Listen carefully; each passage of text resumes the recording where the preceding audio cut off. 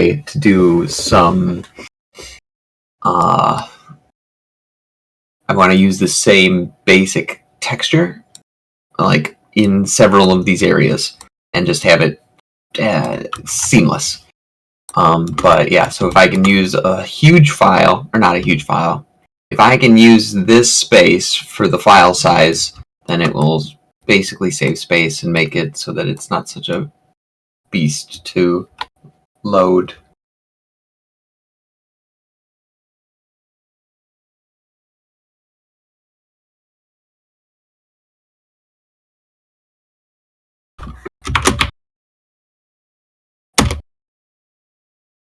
"167 people are going to get notified if I do here, at here. I want you to know I'm streaming."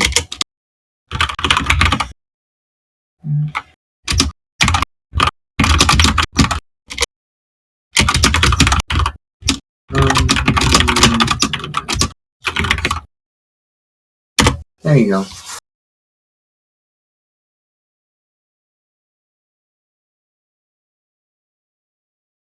I think your at here functioned.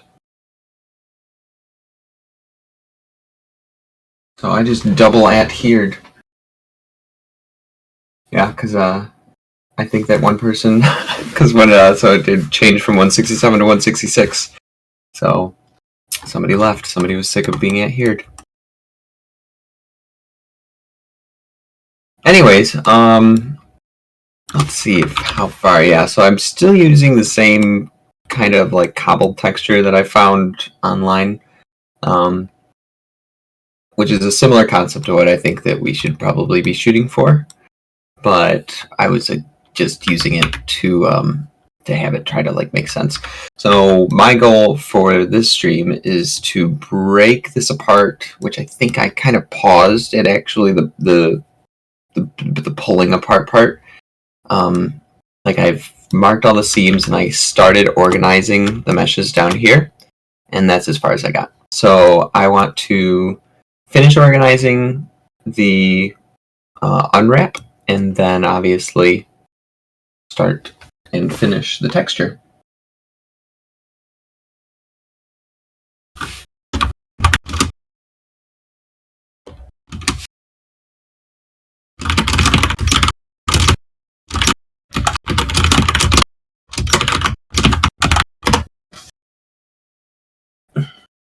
Okay. So I think all of these. Yep. Oh, okay, there it is. Okay, so all of these, I had just finished breaking these blocks apart, so all of these blocks will share the same texture. So they could all just go. I don't know. This is part of like what's hard about making a complex model is keeping your mesh organized. So what I'll probably end up doing is breaking this apart into 3 different materials. Over here, this button. So this is your mesh button, and then this is the materials button. And I already kind of have it broken up. I did this so that I could organize the vertex groups. But you can also, well, I can also, with Salem, tell it to use multiple different textures, basically. And that way I could just have one stone texture, one roof texture, and one wood texture, and all of those combined will be used, even though it's all just one model. So I haven't quite decided, but that seems like it's going to be the best way to do it. But since I've already broken it up, and just to show you like why I did it and how I did it, so now when I want to select the stone, I can just click the stone button because I've already assigned all of that to the stone material. And then I think I did all of the roof. Yep. So all of the roof is done. And I was going to do wood and this little chimney, which I figured metal would be good for that. I was going to do all that on the same texture file as well, and I just called it wood. And I think that's as far as I got, and I just quit there. So, I think, yeah. So I unwrapped all of these windows and doorways all at the same time, so they actually all already share space on the texture. So I can just grab all these. I don't know what this is. Oh, duh. That is the chimney. So these are the chimney components. And then this.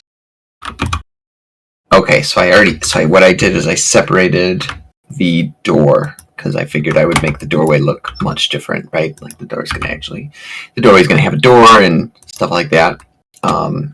Whereas the windows would not need to be as high of resolution, so, and they'll be different.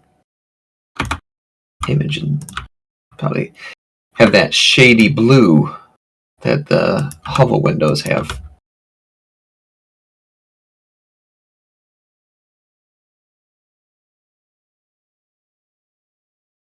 Oh, let's see here. So, for those of you who haven't watched me break down textures before, or organize the unwraps, that's all I'm doing right here. So I'm just trying to maximize space with my components in a way that makes sense to me.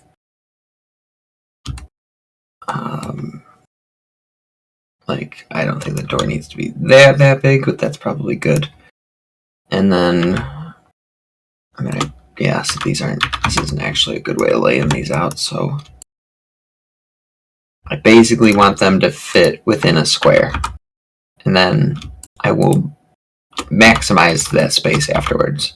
And I think that this is a good ratio of like door to window, just based on size and the details that it would probably include.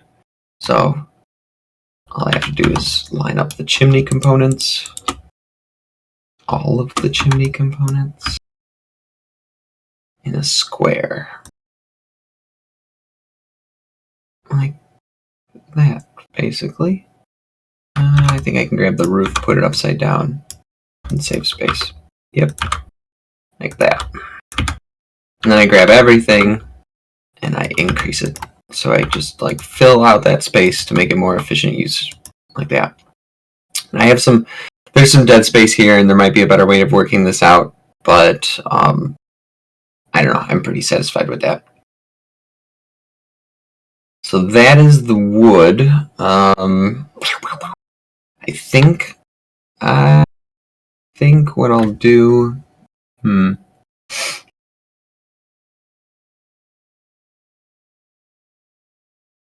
yeah, I'm gonna make these different texture files. So we'll call this wood, and we'll create a new, and it will be 512, which might end up being bigger than we need.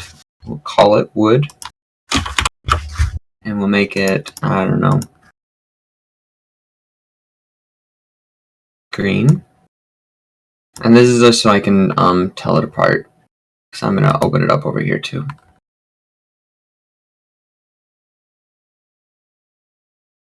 Okay, and then I'm gonna do that same thing for roof and roof and stone.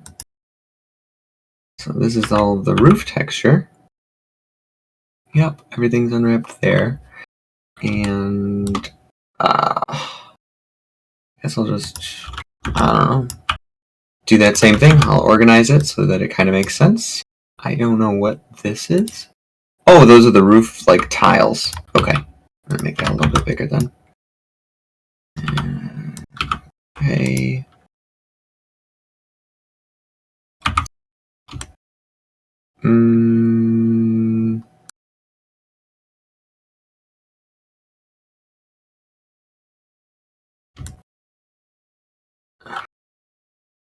Again, I'm just doing my best to maximize space.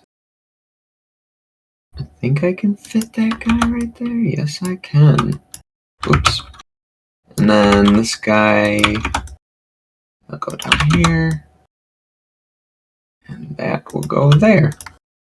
And then I'll make it fit the space. So I'm trying to use up all of that 512 by 512 space that I can. Okay, so this one, I don't think I have a roof yet, so I'll do texture, new, roof, scroll down, new. This one I'll make, yeah, like a red color. I'll call it roof. And then I will select it down here. Roof. Good. And go back to stone then. Select stone. And I kind of got it all over the place. I started doing the unwrap process for stone. I might be able to move this. Make this look a little bit nicer. Okay. Something weird is happening with these.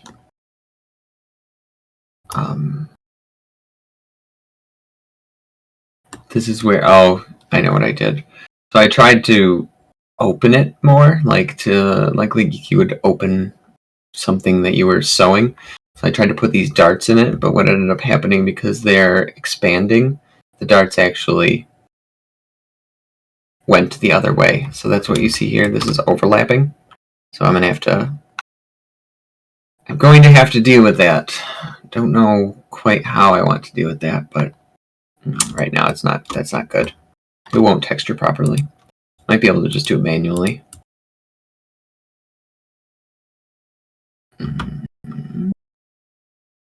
Without too much distortion, I would hope. No, that's not a good way to do it. That is this panel actually right here. So what I'm gonna do is grab this. I'm actually gonna change it to faces. I'm gonna grab this. And I'm going to, what I was thinking about doing was just unwrapping them by themselves. But they're going to be a different resolution no matter what I try to do, so I'm just going to unwrap. I'm going to do this whole thing. Yeah. Okay, I know. All right, so I'm gonna make a new seam. Right. Nope. Here. Right, like that. And I'm going to grab all of the. Okay. I'm going to grab all of these, and I'm going to grab all of this, and I'm going to grab some of the roof, but I can unselect that. Alright, so that grabs all the area that I need to grab, and then I'm going to go to roof and say unselect that selection. This is why this is really convenient, and wood, deselect that selection. Oh, shoot. I don't really want this turret, so I'm going to unselect the turret as well. Get the outsides first, and then I'll go around. Okay, so now what I'm going to do is unwrap that whole area, and it would be way easier to hold the resolution that way. That area that's supposed to specifically be touching each other. So I go to mesh, UV unwrap. There we go. Move this over to the side real quick, because I'm going to match it up with the rest of stone. Oh, okay, not if I do that. Okay.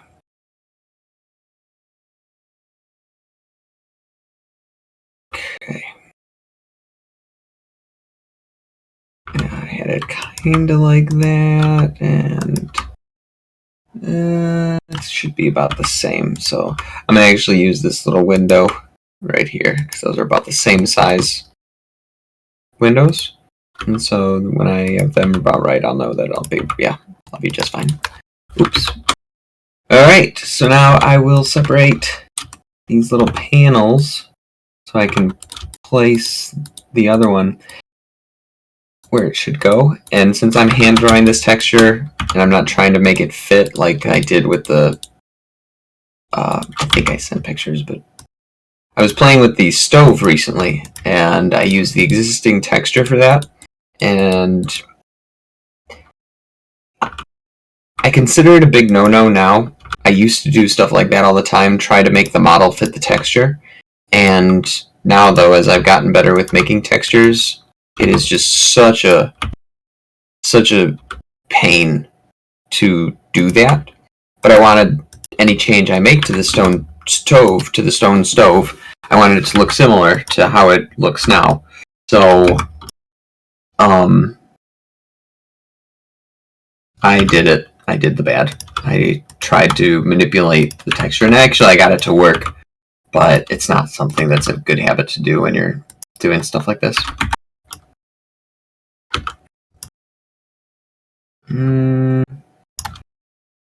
Yeah, I think I can adjust a lot of this stuff to maximize space a little bit better. I don't know what this is. Oh, that's okay. That's the little turret.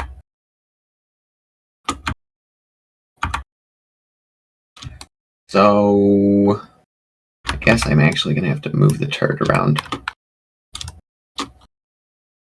Yep. I know what I'm gonna do. Take this little thing. I don't even know what it is. Put it over there. I'm gonna take the turret, put it inside of the hole the unwrap made for the turret.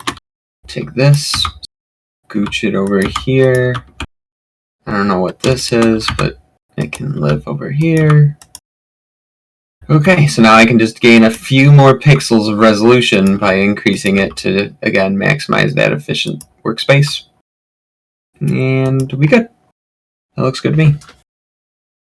And I don't know. I don't think I need to maintain this texture anymore. This is when I was going to try to do it all in one texture using like a, I don't even remember what the size was. Over 1,000 by over 1,000 pixels for an image. 1024 by 1024, but I'm going to do away with that in general. So I'm going to create a new texture. And it'll just be gray, and I'll just start drawing. Maybe I'll make it blue. Maybe a light blue. These colors don't matter. They're just for visibility, so I can tell the difference between layers right now. I say layers, but I don't think Blender has a good layer function. So, stone, yes, good, and then I bring up a stone. That should be everything.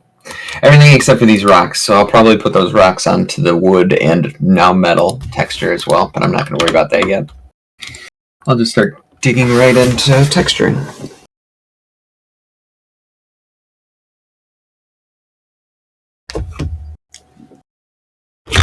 Okay.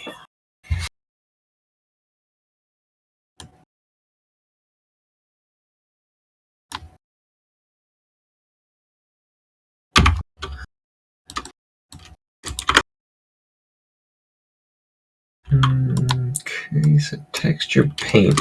So, by assigning it the texture inside of its material file, I'm able to texture paint or paint right on Blender, which is the right way to go about doing these things.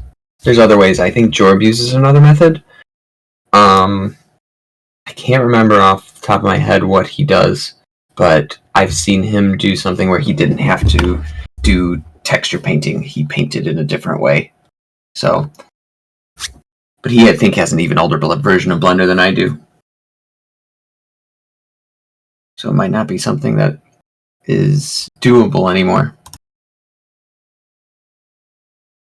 I think I'll start with the roof.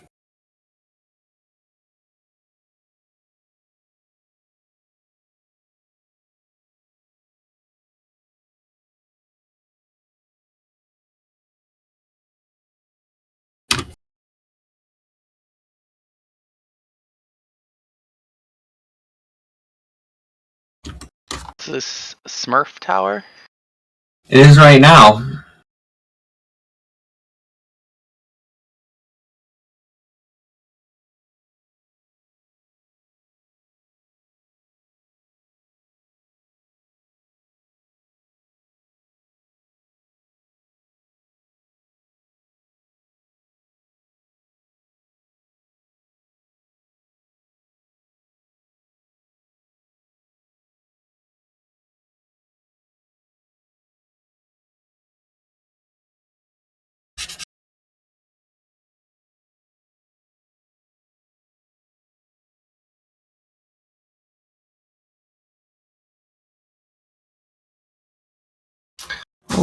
Okay.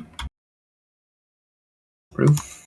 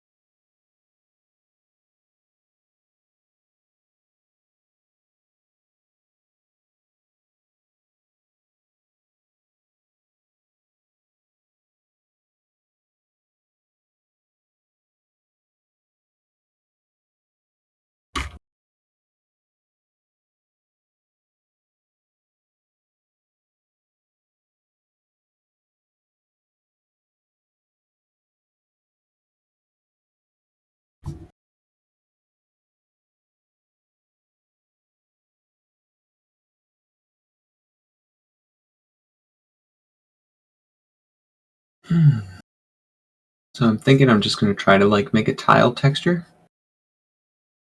And as you'll see, this is I think I quartered it. Yep. So this will actually continue to mirror itself around the whole thing.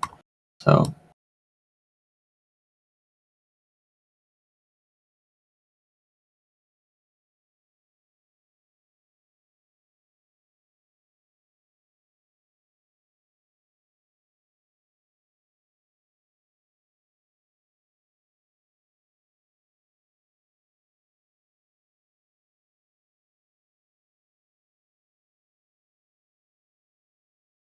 I'll have the tiles, yeah.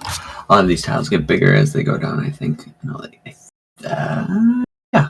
And I'll even have them be like off center, like they don't 100% line up.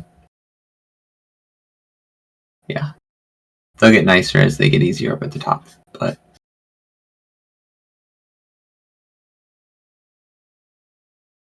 I'll do something like that.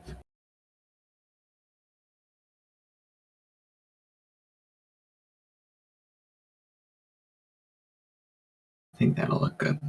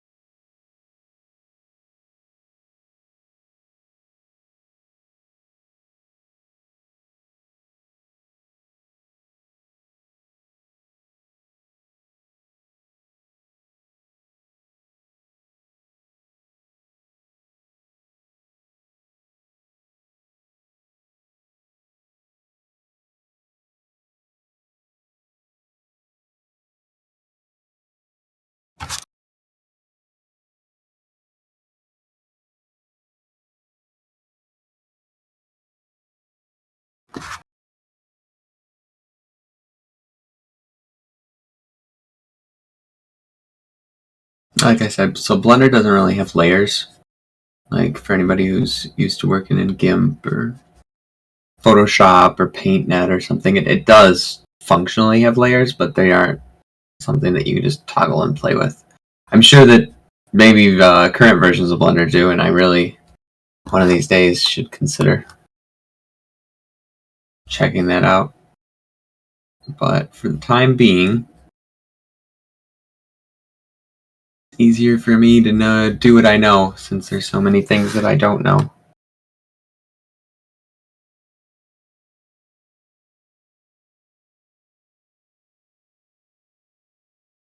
Alright, so I'm going to increase the strength of my brush a little bit to make this job go by a little faster.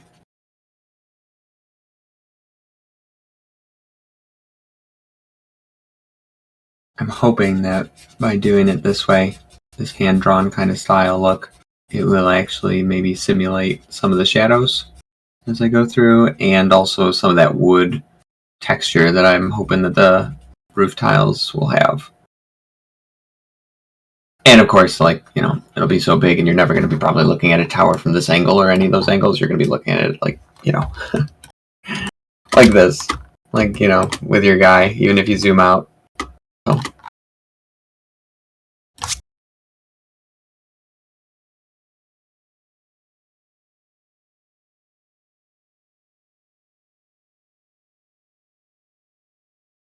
I'll try to take this back through.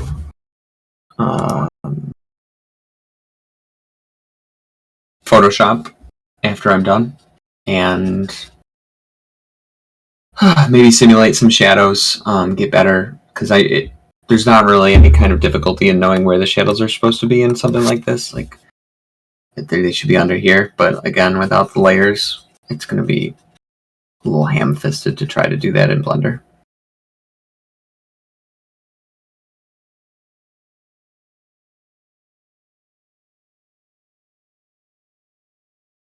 But it's doable. I see, I've watched several of Jorb's streams, and it looks like he does almost everything exclusively in Blender, but I've never seen him do a big project, like any of his buildings. But his buildings usually don't have textures, I think, that are custom, like the houses, because they use variable ingredients, variable pieces of wood and stone and metal that have like all pre-built existing textures. So I think there's maybe a base model of something sometimes that then is an overlay like a layer, but I don't know. I haven't asked them how that works. But either way, most of the time he's doing like hats or streaming like gameplay. So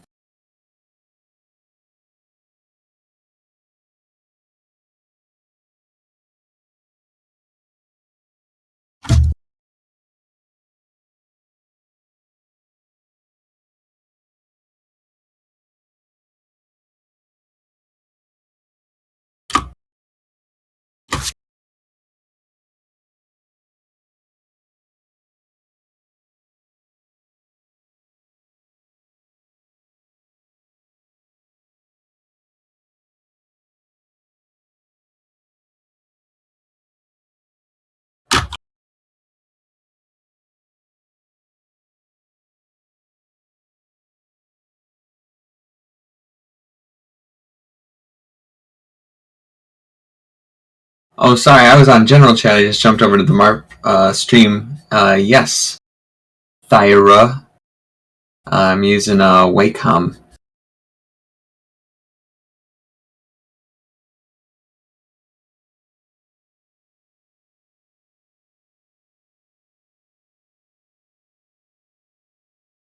I used to use. I used to do everything by mouse.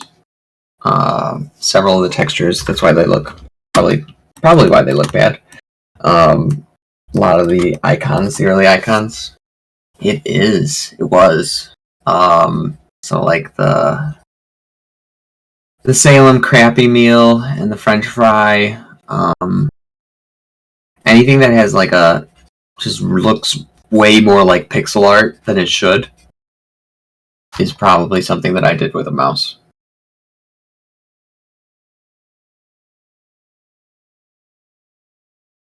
But that was long before that I knew that I was going to be doing backup icons and stuff. And eventually, the more I worked, you know, and more JC asked me to do stuff, the more I realized that I needed something. So I picked up it was like $80, like this Micro Center cheap tablet, and it got me through for a time. No, I am not an artist. I'm in the world of manufacturing.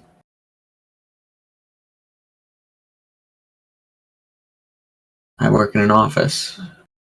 Take orders, process orders, purchasing, shipping.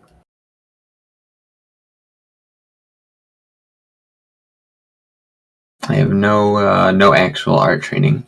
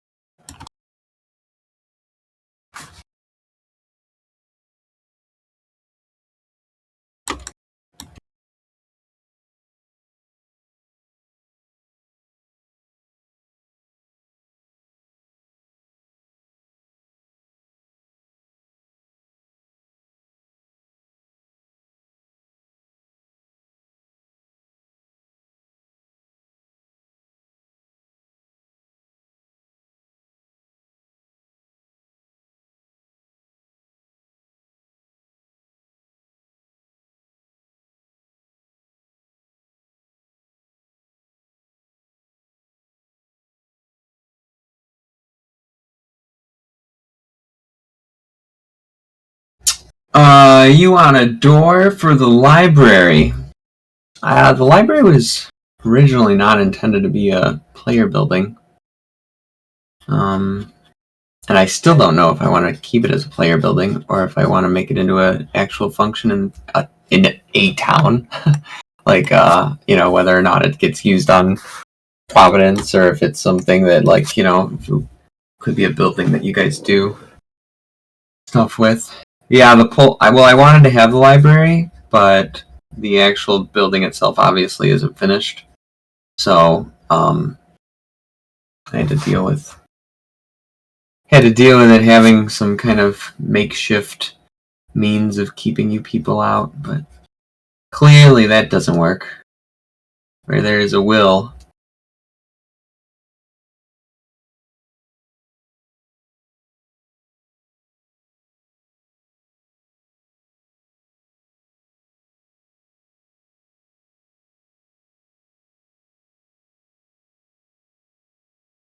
Like I said, where there's a will, I'm not suggesting that you have to use Typian's client to make the polls disappear.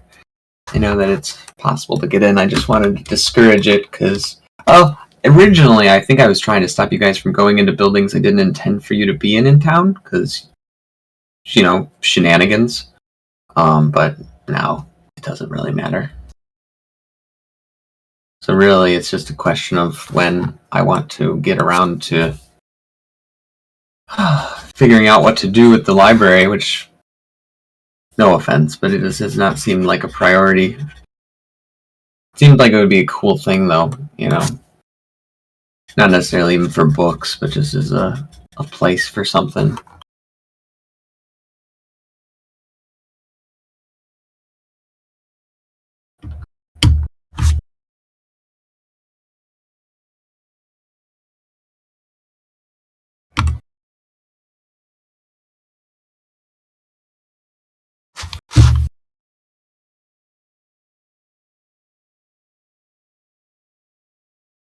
That one is definitely an exploit, not bug abuse. Because it's my intention that you're not supposed to go in the library, but really, are you hurting anybody? Are you breaking any systems by entering it?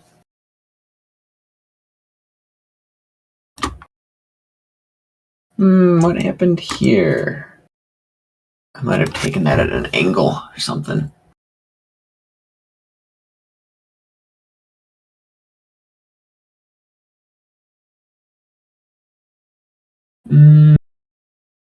Smear.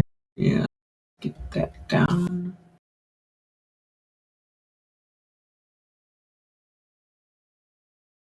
Yeah, something happened here, so you can see the seam. Like, ideally, you would not see a seam. So if I fix this seam, all of them will be okay.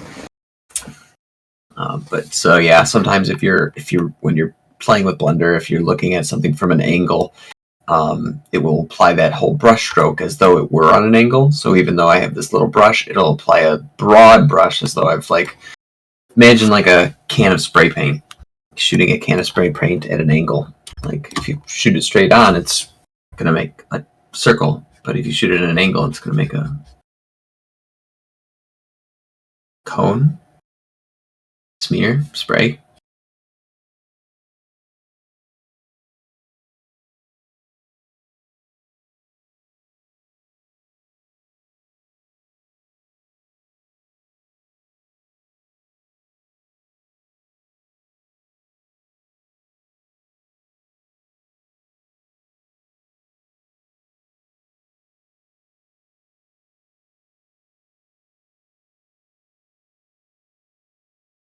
Yeah, I don't even know if I'd call it an exploit. It's not something I would police. If anything, I just wanted it to be a challenge to actually have to get in there, because you're not supposed to be in there. Unlike, jumping the server wall, for example. You're definitely not supposed to be there.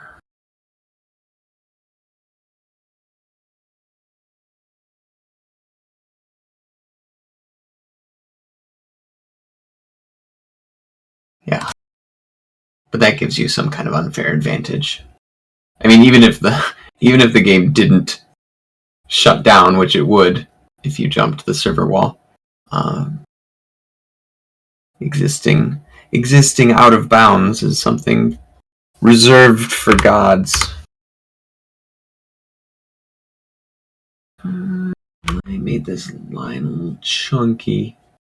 See again, so that's why I put some things. I'll go back over it, or I will not even bother doing it the first time in Blender. I'll do it in Photoshop, because if this was like a layer, I could just erase all of this like lighter lines and try it again. But since it's not, if I tried to erase this or draw over it, I would draw over it with like this base color as opposed to having layers.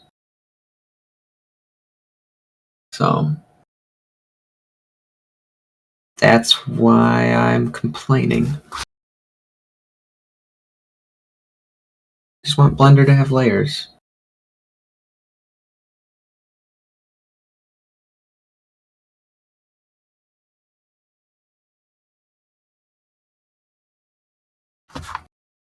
Looks like I kind of gave up trying to like mock up tiles here, so I'm just gonna imagine where I wanted to put them, and there we go. This can be a tile, and this can be a tile, and this can be a tile. Alright, so we got another seam here. So I'm just gonna like straight on mess with it right over the top so that I can just make sure that that line is covered. See, we got a couple more right here where that's kind of off. So I will get my smear brush out instead and just try to like squish that into place.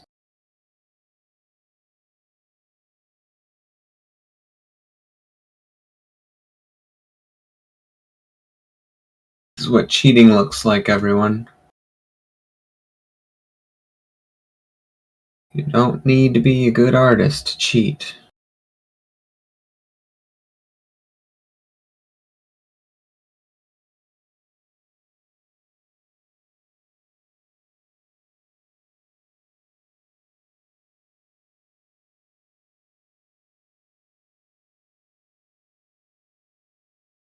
Do we have any things you shouldn't talk about without increasing its time?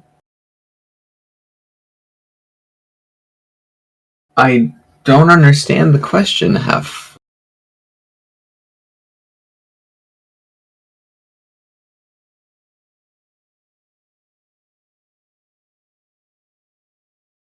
Oh, I got the wrong one up.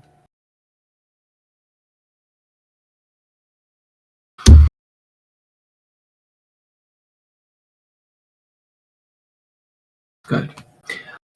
Do we have I think he means features that will delay the patch if mentioned. Oh!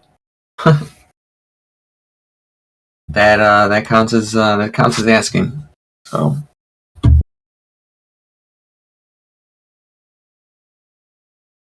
I don't feel that I have quite enough material yet for a patch, honestly. So as soon as I do that,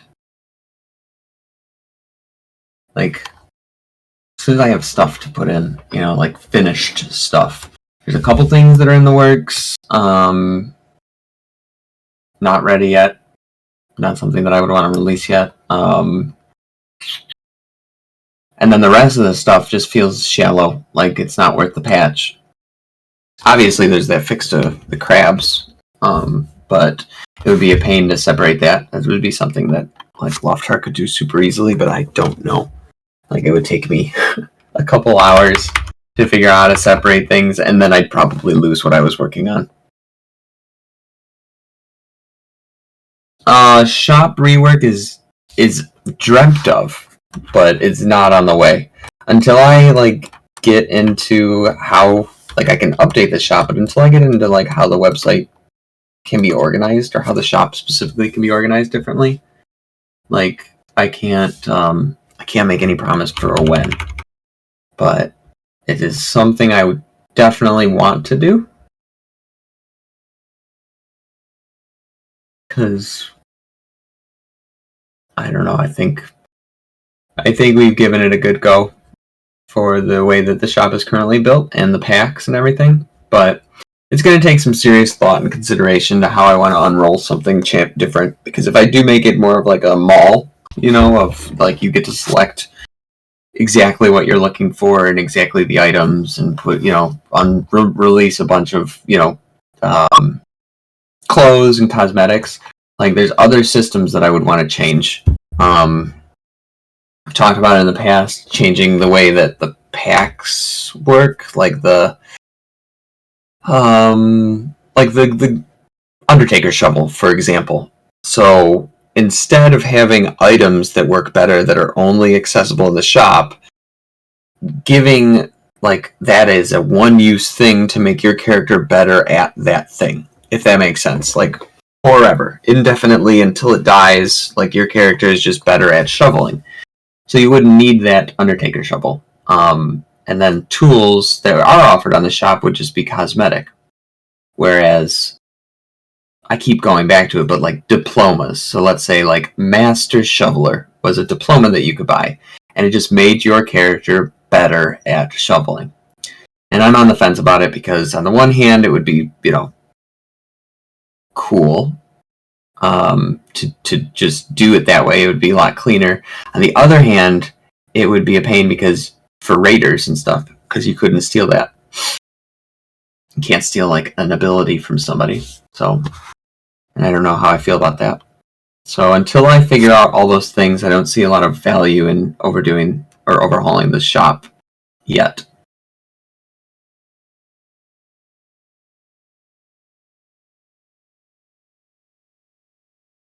It does kind of change the terms of it in pay to win concepts, because you can't steal the thing. But if we're being completely honest, with the game in the stage that it's at right now, and with Providence in the stage that it's at right now, somebody with those items who is behind their walls that is otherwise unrateable is already in that kind of situation. So it really is. I mean, there's not a valid debate to be had for pay to win situations compared to the current game. It just doesn't exist. I know. I'm not disagreeing with you. I'm just saying that the current state of the game is the exact same situation. So something has to change either way. And also, I wanted to consider doing like maybe cosmetic tabs, so that you can wear whatever armors that you want or whatever clothes that you want, and that would be your outside display. And you could have disconnected, gear that actually holds your slotted items. So I want to look into that too, because I think there's value in giving people aesthetic choices, especially in a game like Salem.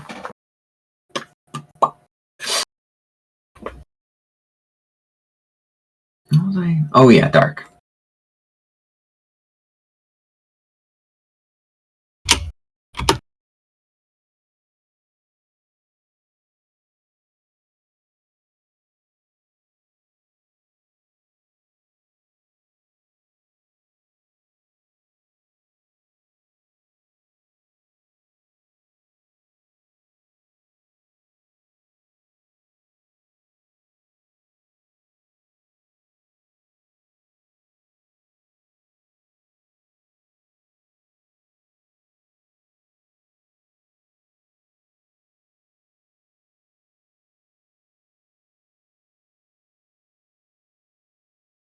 With furniture or with customizable rooms?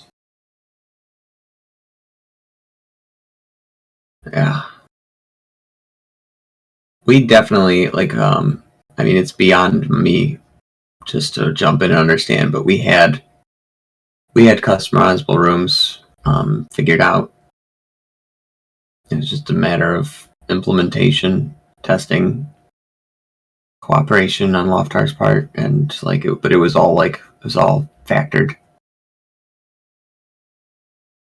But then horses had to come along and be real difficult.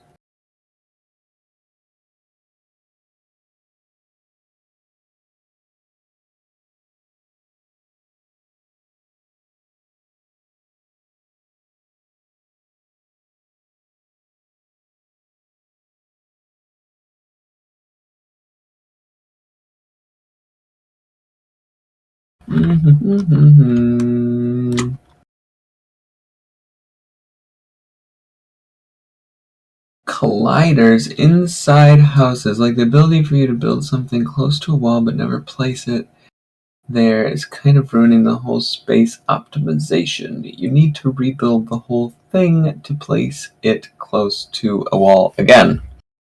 I don't know.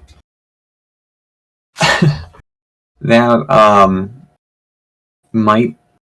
I mean, it's an issue with walls, right? That's what you're saying, that you can't get stuff close enough to walls. Okay, so that might just be adjusting the wall bounding box, because even if you try, like, I don't remember. Actually, now that I'm thinking about it, I don't think it has anything to do with the wall. It's no, I don't know. It's worth looking into, because the reason why I was like him-hawing right there is because I can't remember if walls actually have bounding boxes or if it is the void that blocks that. I don't think that the void has, a bounding box or anything. It just doesn't allow placement or movement. So, worth looking into. But I haven't actually noticed that I haven't run into that problem in the past. So it's not something that I'm familiar with. I've lost many a canoe, of course, into the void, but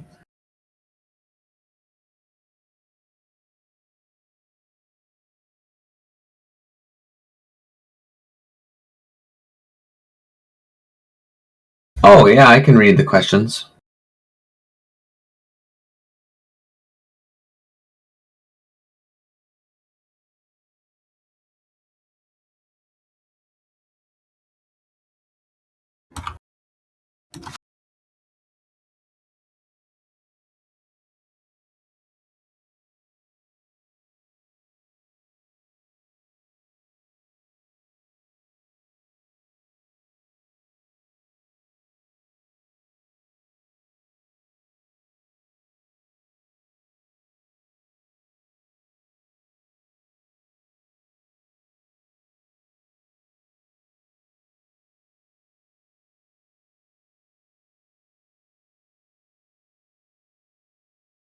Yes, everyone thank Vast for recording, and also for allowing for the streaming to be happening at what are we at, 1060, whatever the optimized stream capability of Discord is. It's all courtesy of Vess.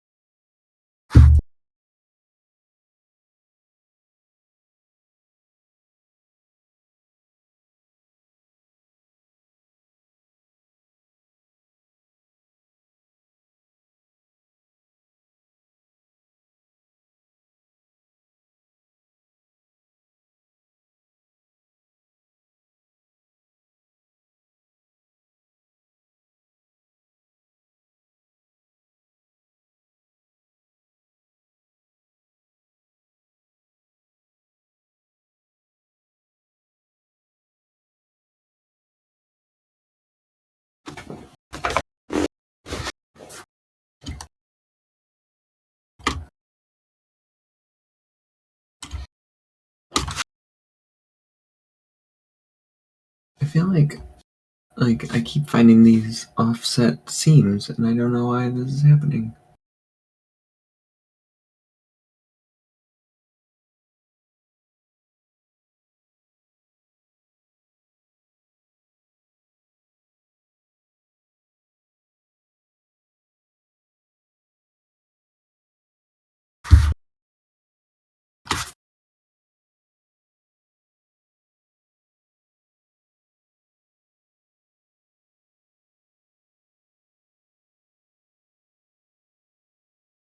All right.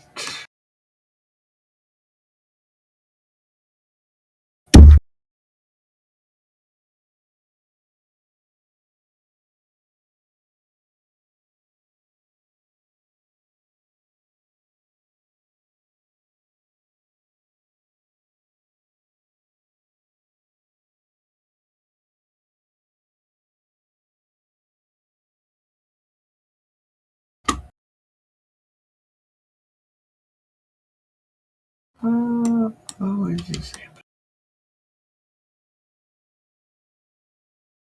Swear to God, I just fixed this.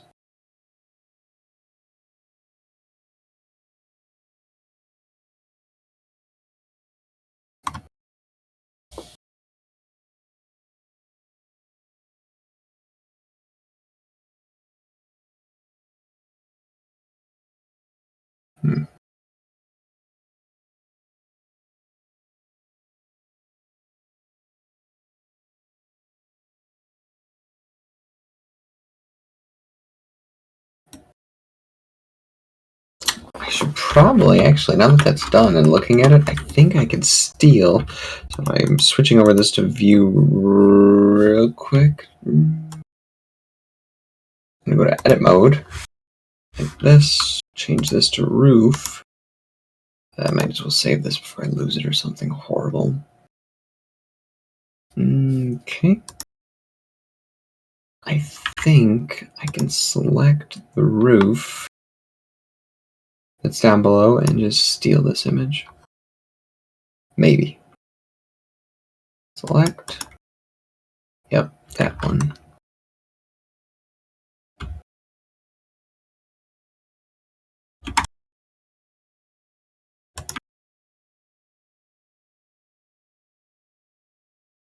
Well, I don't think I can actually. Just not quite lining up. Oh, maybe if I go down to there? Just let me cheat. Nope. That looks stupid. Almost.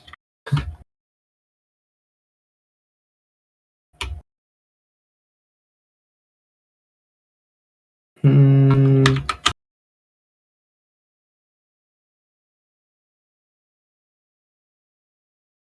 Should I try changing the settings?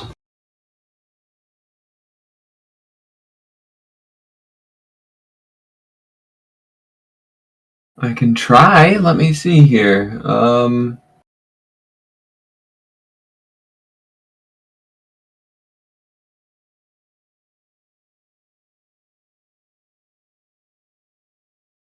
There you go.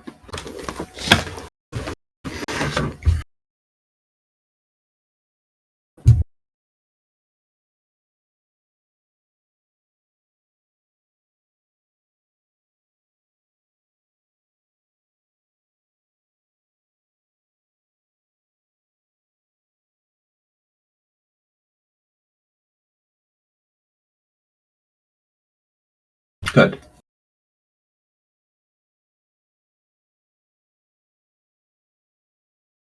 Alright, so we're going to switch actually this over to paint again. And it looks like I'm going to have to manually do this. These tiles. That's okay.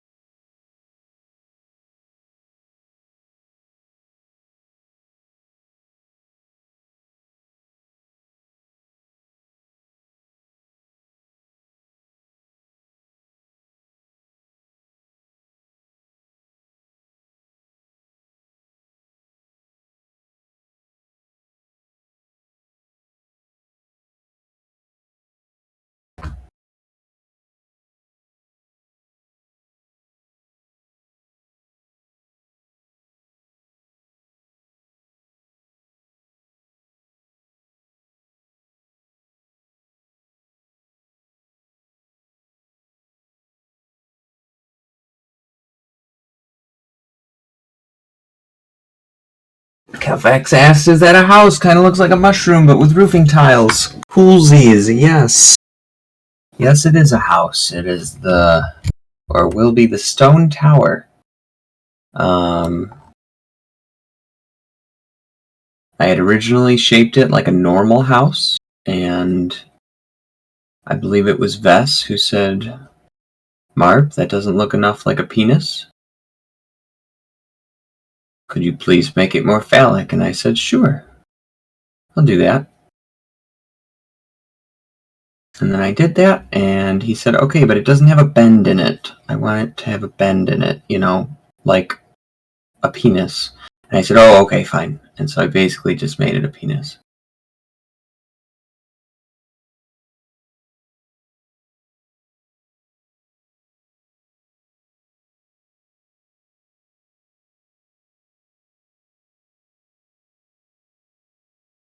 I think I'm going to actually go over this edge as well as I can with this highlight color. Should I do it on the image? No. I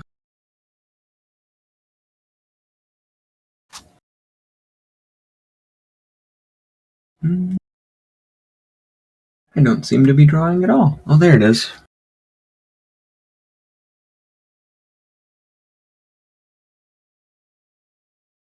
Yeah, no, it's not. It doesn't seem to be catching that lip. Maybe I will just draw it on the image. That's probably fine. Alright.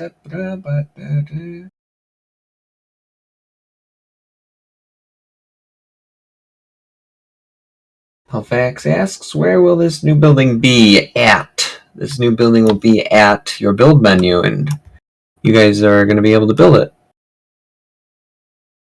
It'll be a new housing option.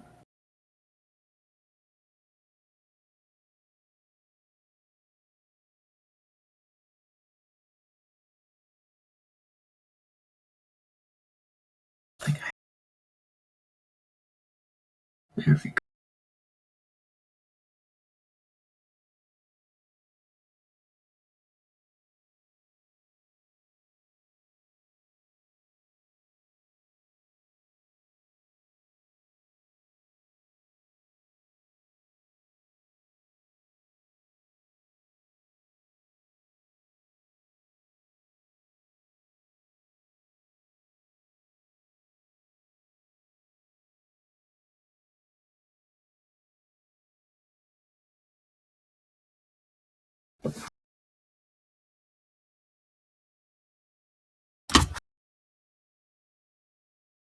Alright, just fix that right there, maybe?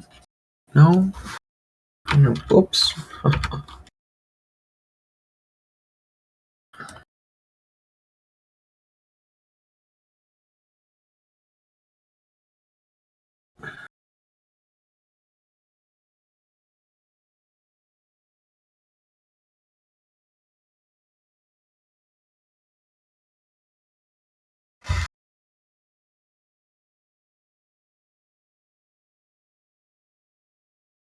Okay, so this is just uneven, so I'll just have to split the difference and call it a day. Yeah? Yep. Okay, now this guy. Run over it real quick.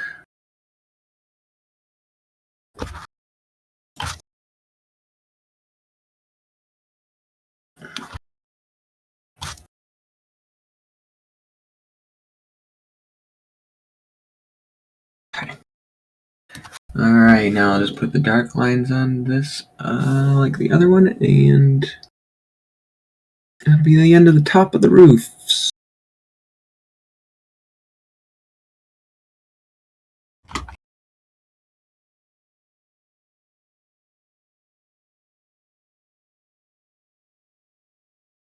Mm-hmm.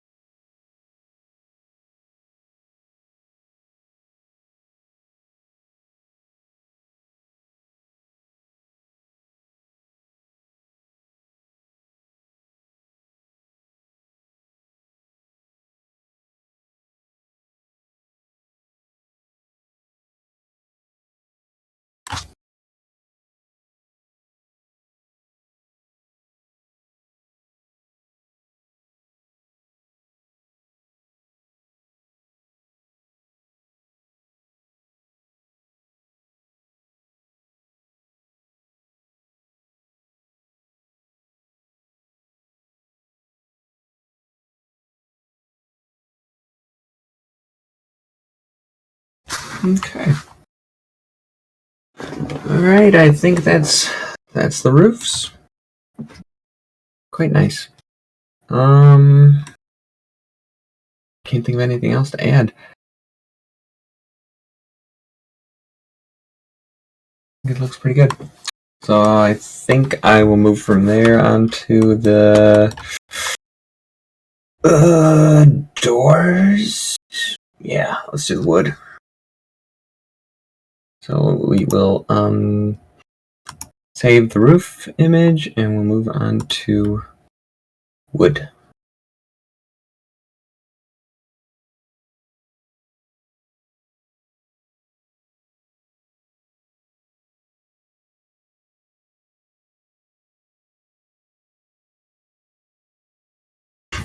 Okay, so for this one, like I said, I'm pretty sure all of the windows, yep, so I grabbed all the windows, yep, so all the windows are going to look the same.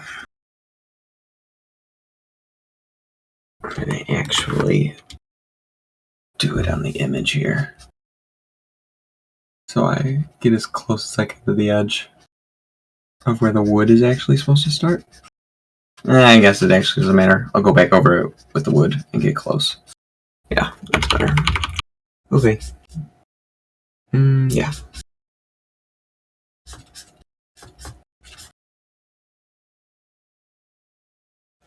Oh.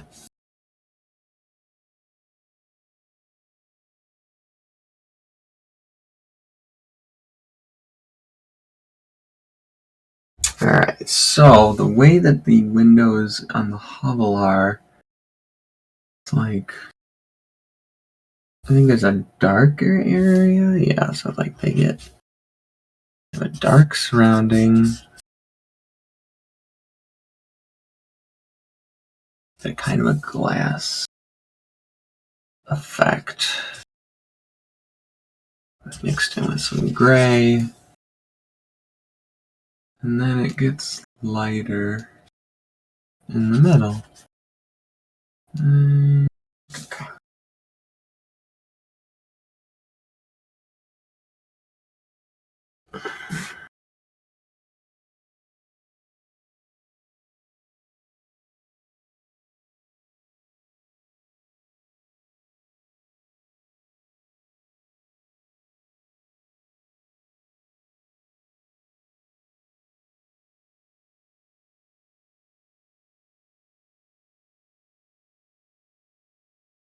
Kind of like that. I don't hate it. I feel like I should have some green going on though.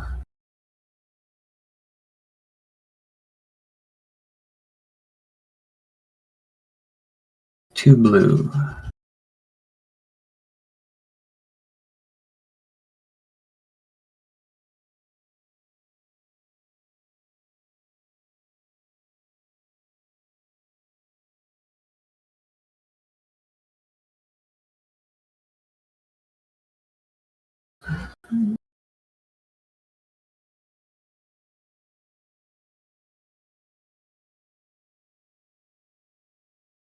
Yeah, I don't like that.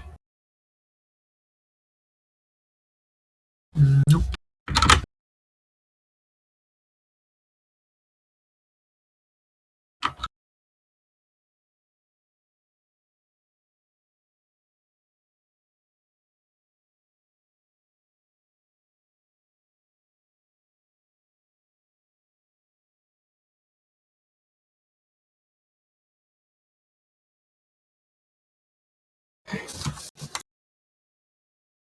Alright, I like that. And I think I'll do it dark. Dark wood.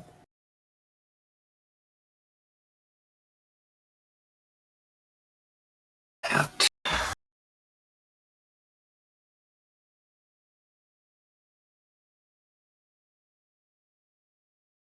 Too dark.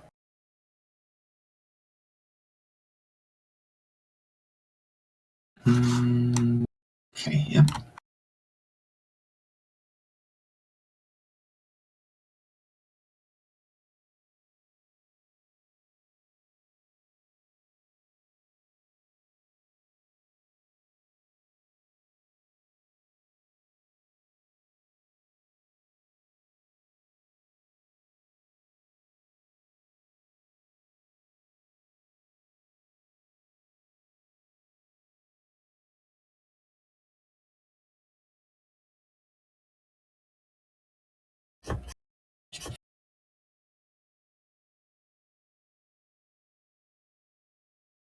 Oh yeah, I forgot. Today's the last day of the Christmas present sale, so if you haven't got your Christmas present yet, or your extra Christmas present, it's on His Majesty's stall, and I'm gonna take it down this afternoon tonight so we can get ready for spring stuff. In all honesty, I have a folder full of Valentine's Day things from 2018 that we're waiting, patiently for JC to come back when he never did. So prepare for at least one new flower.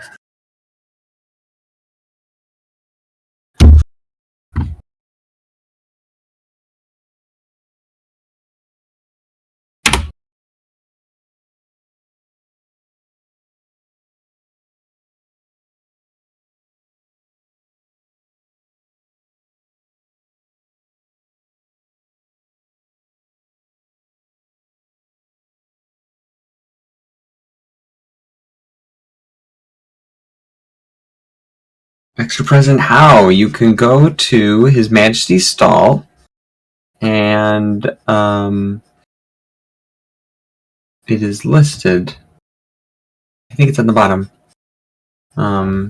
Nice present 5 or V, and the price was lowered for this week as like a winter sale, but really it's got to get taken down. So take down all the Christmas stuff, get ready for other seasons. Alright, quick and dirty wood texture.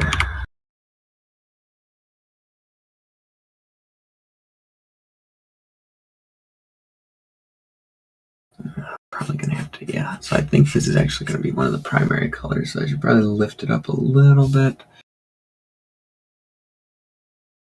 And you know what? I'm going to do this on the model. Any plans for eggs again for Easter? Yes, I think that would be totally fair, but not yet. It's still too soon to add eggs, but I would be okay with it. Maybe even a new egg. Give you guys something to look for. I don't know. I think it worked well too in stumps. Actually, that reminds me, I have to figure out what to do about those recipes still appearing in stumps. I think they're still appearing. Or maybe I turned them off. I don't quite remember.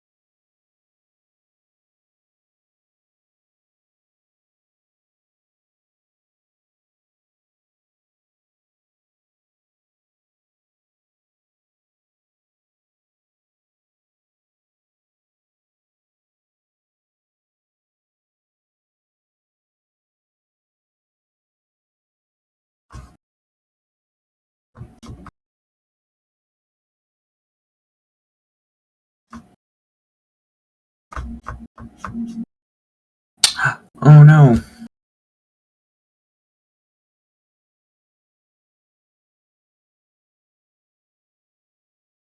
See if I can save this.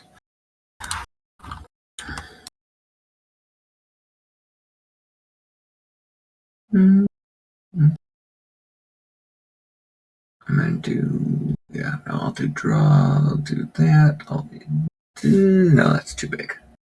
That, this.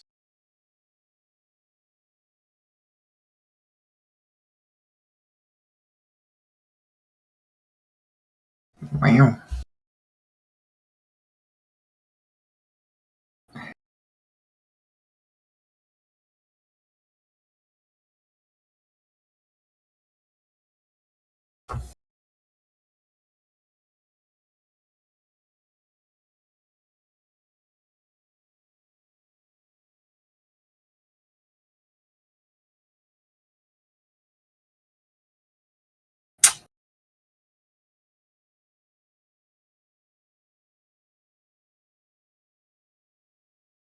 A banner placement, like a flagpole? So Califax says, would be cool if you could add a banner placement or something to the house, then we could pretend it's our own castle. Yeah, is that what you mean? Like a flagpole? Like have the house have a flagpole on it? Or something?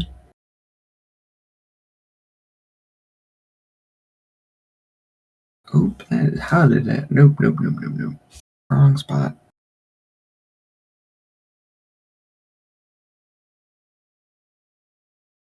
Okay. Salvaged-ish. Smear this up a bit.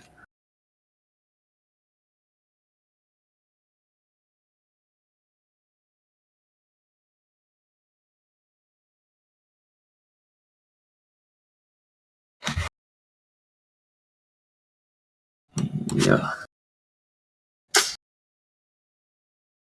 A flagpole could work, but I was thinking those banners that are usually on the side of walls.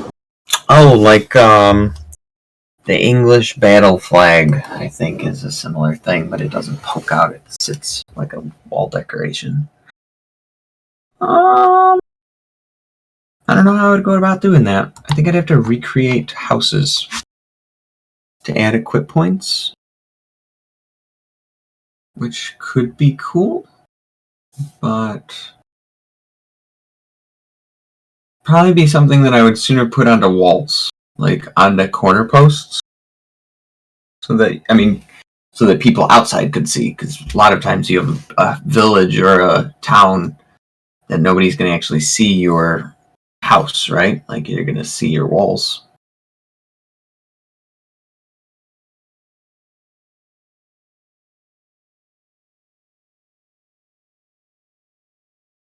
Actually, now that I'm thinking about it, I think that Haven might have something like that. Witchy here? No, Witchy's not here. Witchy would know.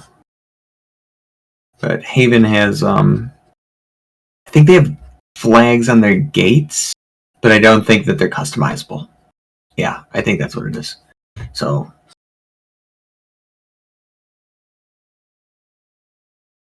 I do like the animated concept, though, of having something that seems alive, like a flag.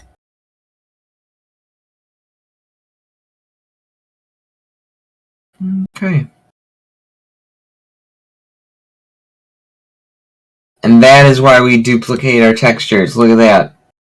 1, 2, 3, 4. 4 windows for the work of one.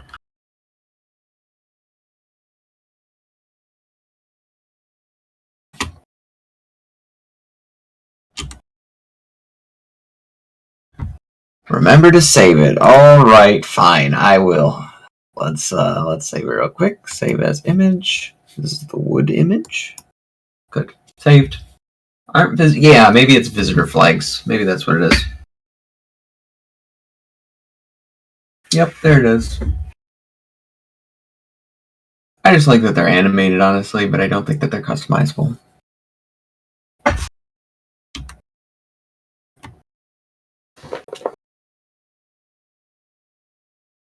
Yes, yes. The customizable image system, well, not customizable, but custom upload image system is pretty cool, for sure.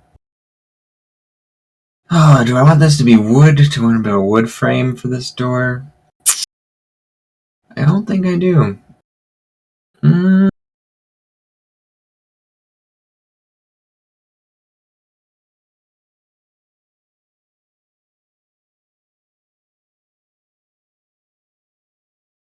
You know what? I think I'm gonna not do that yet. Quick question. Is it possible to add a root cellar or something similar for extra food storage shelves or something? No, not currently, but yes, in the future I'd like to do that. Adding a basement would be pretty easy. Like, the biggest problem that I can think of is that there is no spot in the house that the house knows. Like, oh, this is where you build the basement stairs. So that would be a problem. You could build it outside, and then, but no house is currently built with an equip point. You know, like, uh, you could basically, in theory, build it within. I think I could make it so that you could build it within X squares of a house. Yeah, you could build it within X tiles of a house. Um, that's probably how I would do it. Like, I would have it on the outside, so you have to go outside to get into your basement.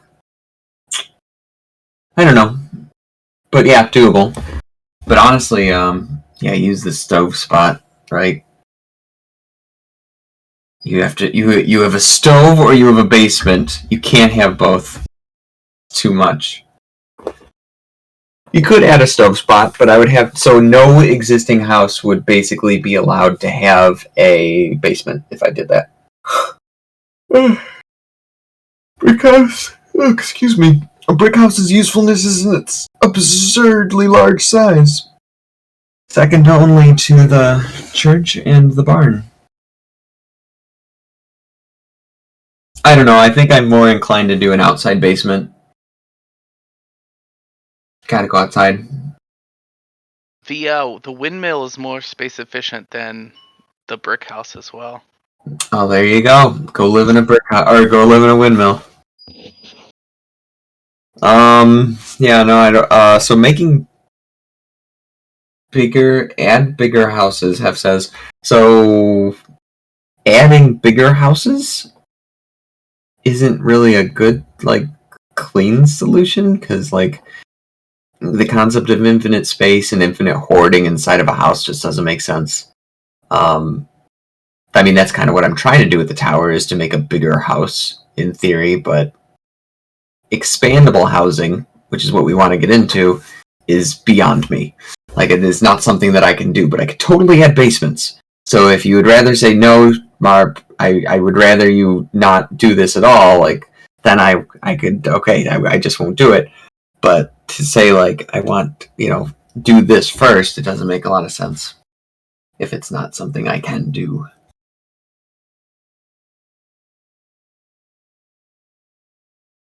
Also, like I'm really not a fan of mines.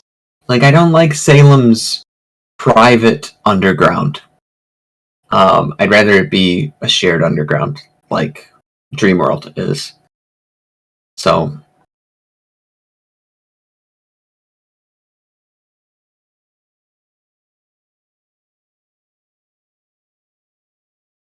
Is the inside to this going to be similar to the windmill? yes, but bigger. Nice. Yeah, it'll have like probably 3 floors. Haven't decided yet. Maybe 4. I could justify anyway. Either way.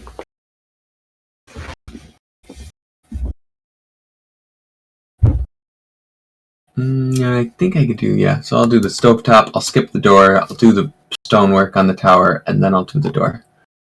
So I don't really know if I want the door to be framed by stone or if I want it to be framed by some kind of wood like the windows are.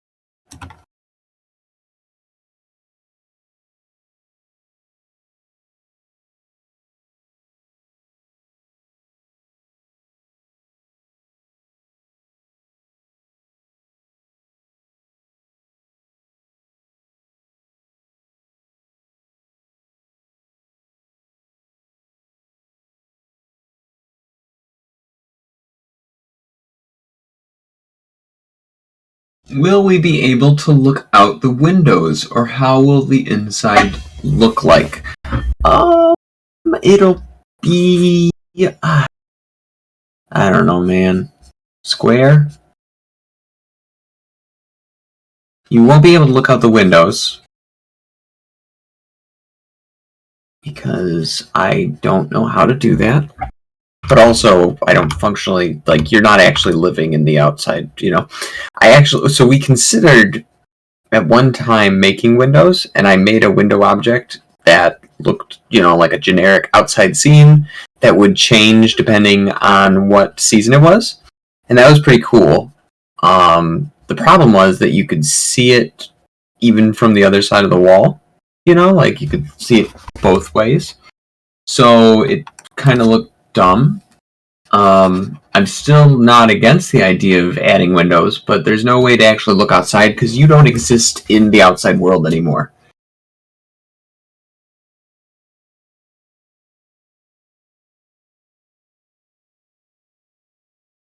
But yeah, it would look square like current buildings, basically. Like, I'm not crazy about the round interior that the igloo has, because it's not round. It's tiles that are made pixel version of round, but it's not real round. So I don't know. I'm not crazy about it.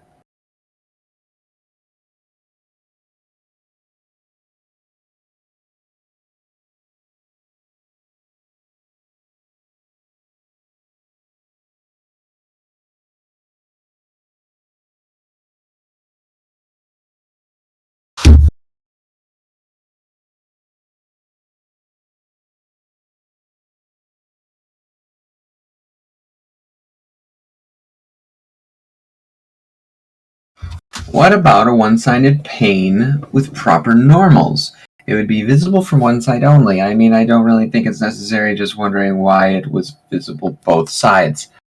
I don't recall, it was a while ago, how I did it. I may have been doing something stupid, but I think I wanted to apply some concept of depth to it, and so I made it an inverted, shape. And so I needed it to be, flexed. And if I needed to be flexed, I needed it to be, three-dimensional. So, yeah. There's definitely ways around it, I just have not revisited it. It would actually probably be a good idea to revisit now, since I've been working on since I redid all of the tiny portraits, player art from years and years ago that were made too small to begin with. So as long as I'm playing with all the decorations, it would probably be good to look into that.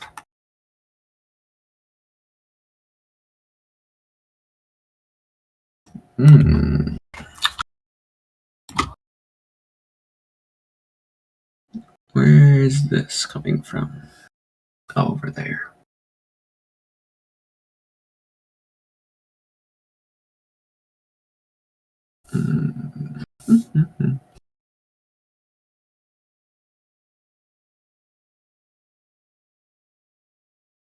Okay. Alright, so that... Oh, great. Great. So let's go back over to that real quick. Yep. No. I don't know, soften that. Let's see. Any chance you could make a noob hat, kinda to signify to others how much of a noob somebody is? Like the Make America Great Again cap, but with noob on it instead. I think you've just asked for the Make Salem Great Again hat in chat before, so I think you just want to make Salem Great Again hat. But there is a noob hat. There used to be. I don't think it... No. Correct me if I'm wrong, but does the Puritan hat not... You don't spawn with that anymore, do you? You do not. Yeah, so that used to be the noob hat. But either way, it's just at that point you're just playing a psychological game with people. You will get raiders wearing the noob hat so that they can lure you into a false sense of security so you can come over and hang out with them, and then they can trap you in their pig pen, keep you like a pet.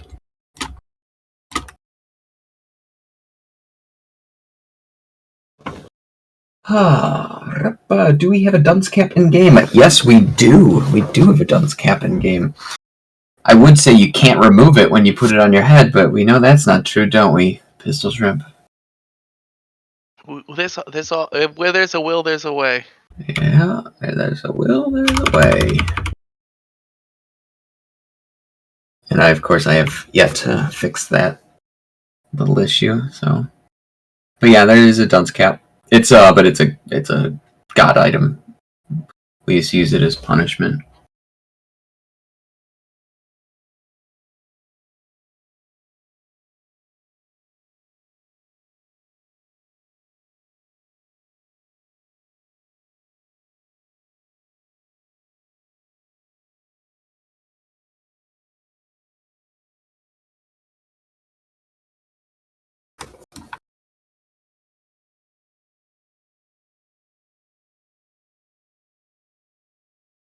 I mean, there's probably Make Salem Great Again hats in game, right? Like, they're floating around. I think they were mailed. I mean, years and years ago, but they were given away in mass.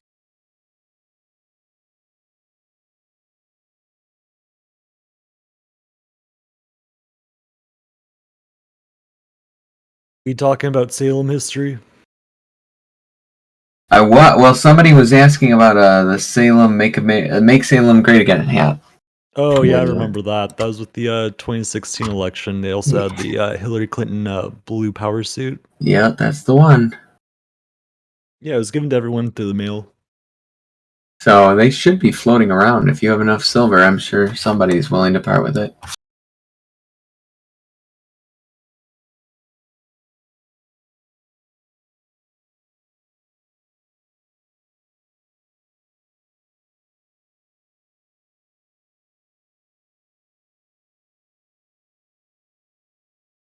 Hey, so I'm sorry, probably have answered this question a million times, but what are you making today? This is a stone tower. So it would be a new house with 3 or more floors. And yep, so custom, just to do examples of, like, Blender modeling. I had started it, a month ago, and I just wanted to finish it in stream. Oops. Ooh. Bespoke stone tower.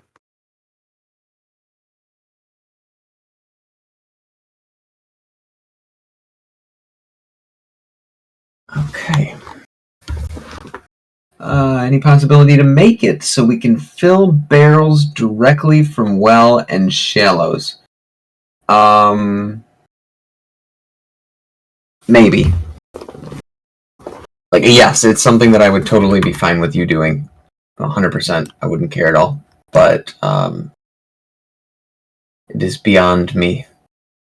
Liquids are just really very, not messy, but complicated. A complex mechanic in the game. So anything to do with liquids at this point that isn't add a new one, modify how it behaves, put it somewhere else, is something that I can't do by myself. And I need adult supervision. So, one day for sure.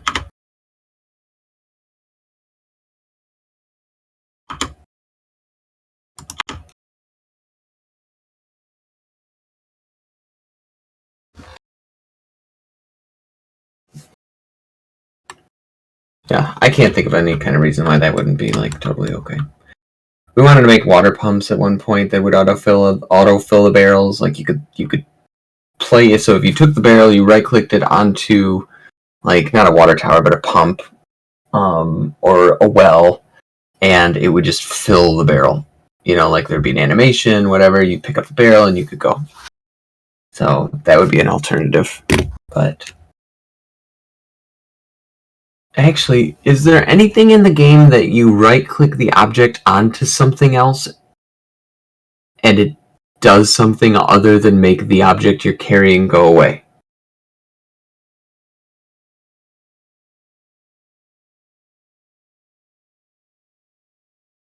So, like, not like taking a body and putting it onto a sled. No, not an item, an object. Like an item that your character is holding. Like an object, like a boulder.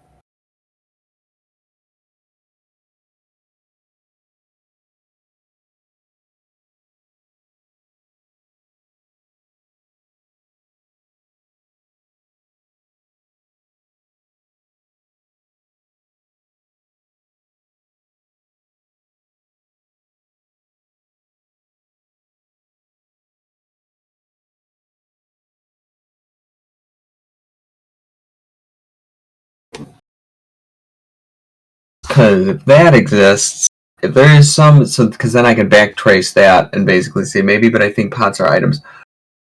So wait a minute, if you take a pot, like a garden pot, and you right-click it on a barrel, it fills with water?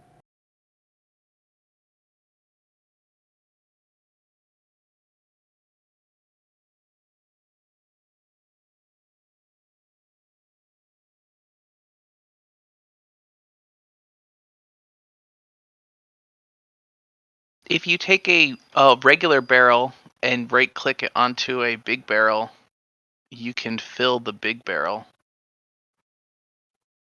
Oh. Well, that's okay, yeah, so that's the way that works. Yeah, and you can also fill the garden pots with the barrel too, so I don't know if that helps. Yeah, that might just be liquid transfer between containers.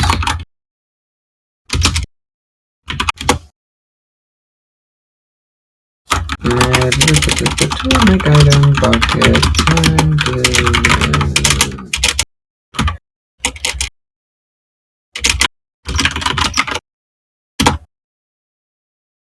You can also fill like tanning fluid from barrels directly into the tubs.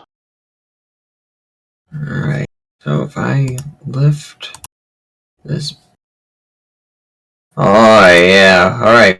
Well, it might be usable. So if I lift this empty barrel, well, it is empty, yes? Yes, okay. So if I lift the empty barrel and I right click it on the. Whoop. If I right click it on the. Nope. Okay, so, so there's the problem. Because I want to take an empty barrel and I want to right click it on this barrel and make it now not be empty.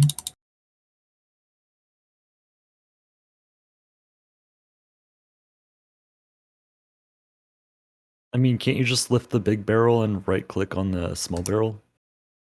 Or One- vice versa? You can't lift big barrels when they have liquid in them.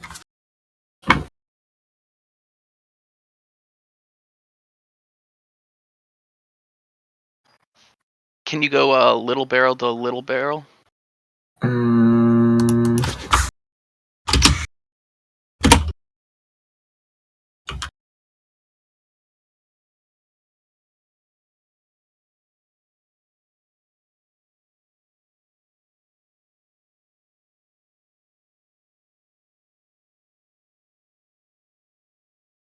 Alright, this one has the water in it, and then I lift the empty one. No.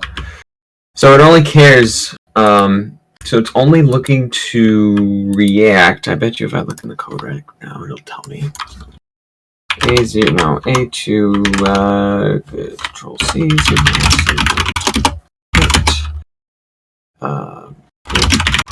big barrel is under barrel. That makes sense. Stuff and barrel.c. Oh, open barrel take.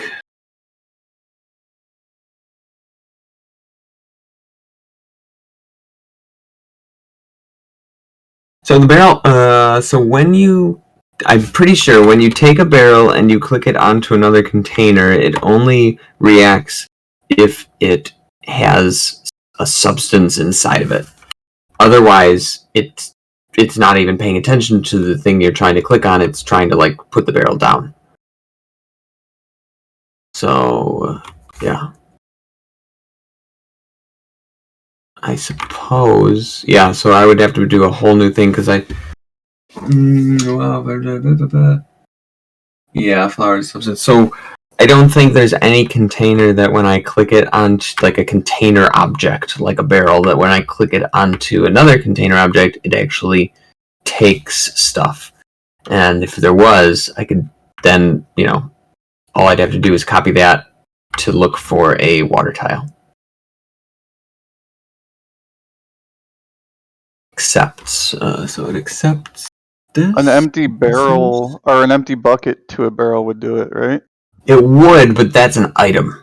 Okay. Yes, right. So I would need something that is existing already, because the way that items interact with substances is different than the way objects do. Can we get color-coded bars on cooking pots? No.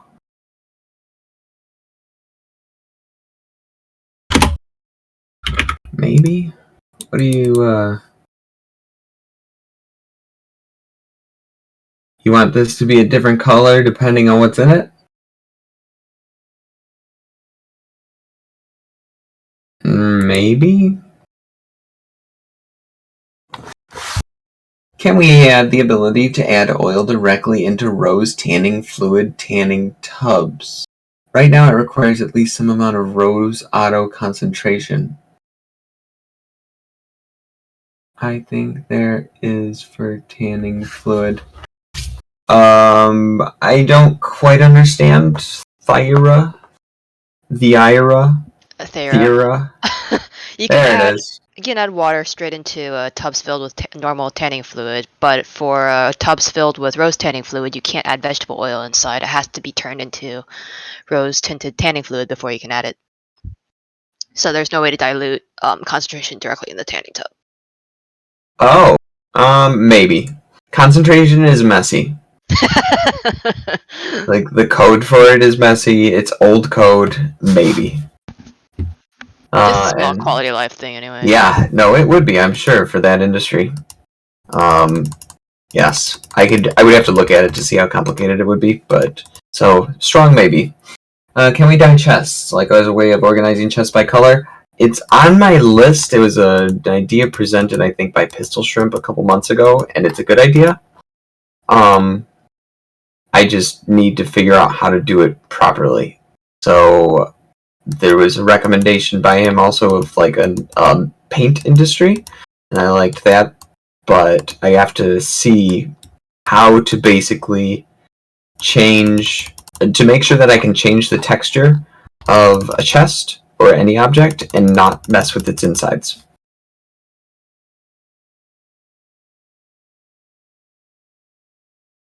And the same reasonably would go for sheds. So I would probably have to recreate chests for just doing the chests, and create new textures for the chests based on the color. And then if you used paint on a chest, because for every color that I do the shed, for every color I do the chest, I would have to do it for the shed too, but I could change, I think, the texture.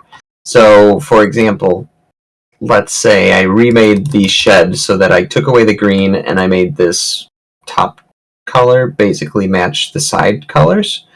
And then if you painted it green, this would be the green version of the shed. Whereas opposed to red, purple, brown, not brown, but, black, it would change the trim. So, and then I wouldn't have to stop there. We could do it with barrels.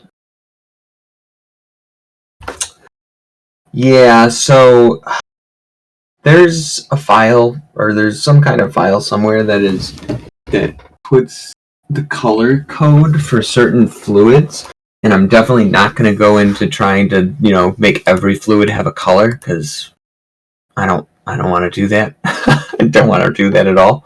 But reasonably, in theory, every fluid could have, I think, its own color inside of the copper pot. Or the cauldron. But, yeah. Copper pots are specifically acclimated to being able to create tanning fluid, because when they developed them, they came out with the birch bark, that you can make tanning fluid from, so that was implemented at that time. So it's like prepared for it, whereas everything else, like, it doesn't care. So I would have to probably go into, it's probably in copper pots. I would have to go into copper pots and create code for each fluid that it's looking for, and that is a crazy way of doing things. I would have to, like, that is way too much labor involved. It would be better for me to change the way that fluids work so that when you have a fluid, you can call out its color code in a container. But I am not smart enough to do that. But that's definitely the way that should be done. I'm smart enough to know how it should be done, just not how to do it.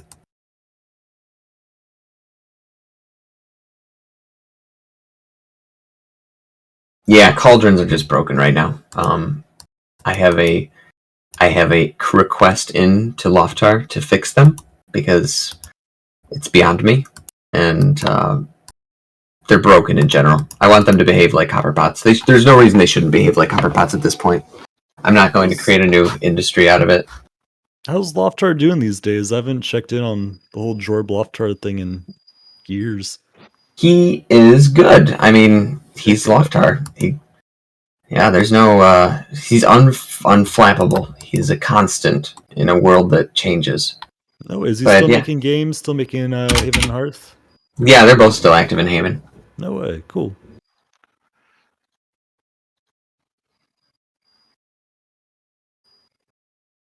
Getting caught up, seeing if anybody else has questions. No, good. All right. So, anyways, yeah, enough about that kind of stuff. Back to. Oh my God! Look at the time. I failed. I did not complete the texture. Though, I mean, we're pretty much there. At this point, the only thing left to do is switch over to the stone. I'll open up the stone texture.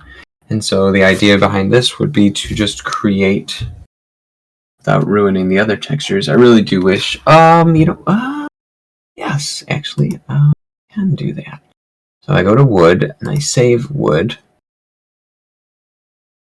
Save image. And then I think I did roof, but I'm going to save it anyways, because yeah, I didn't mess with it. Save image. So now if I draw over one of the other ones on accident while I'm working on stone, I can just re-import the saved image. So I'm pretty safe now. And door. So yeah, the door is part of the window texture, but I don't know how I want the door to look yet. So I figured first I would do the stone texture, and then I'd go back and do the door. So I guess I'm good for a couple more minutes. I'm going to try to shape out the stones of the tower. I think that'd be a good place for me to start. We'll see how far I get by like next half hour.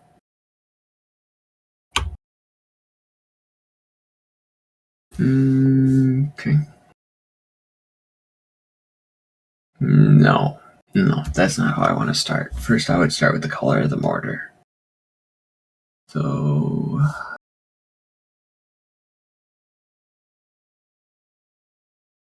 this.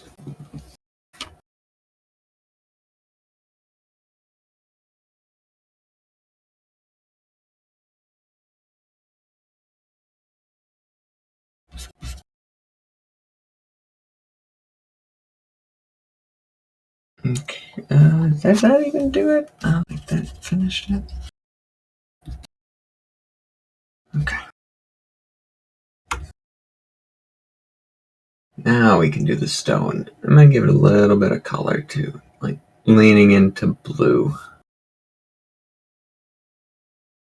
It might end up being too dark. I like that.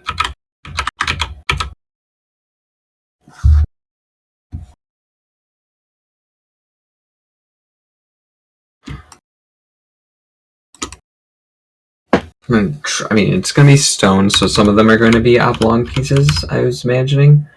But it was also going to have square pieces. They're all going to be roughly yeah, like that kind of shape. And I put some of those in there so that it could like kind of try to follow a pattern. And I think, okay, so yeah, this doesn't go anywhere with duplicates. So this is all going to be one piece. It's going to be interesting.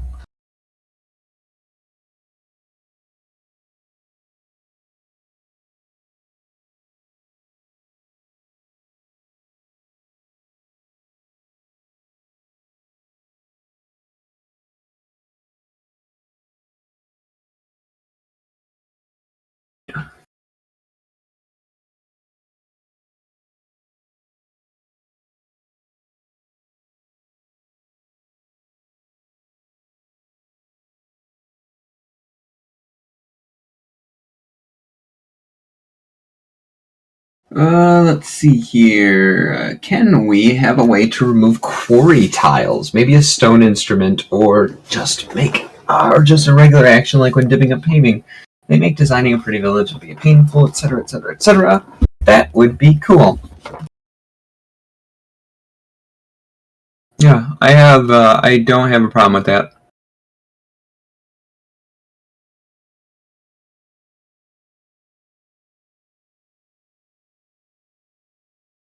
I also don't know if I'm going to add these stones into the final.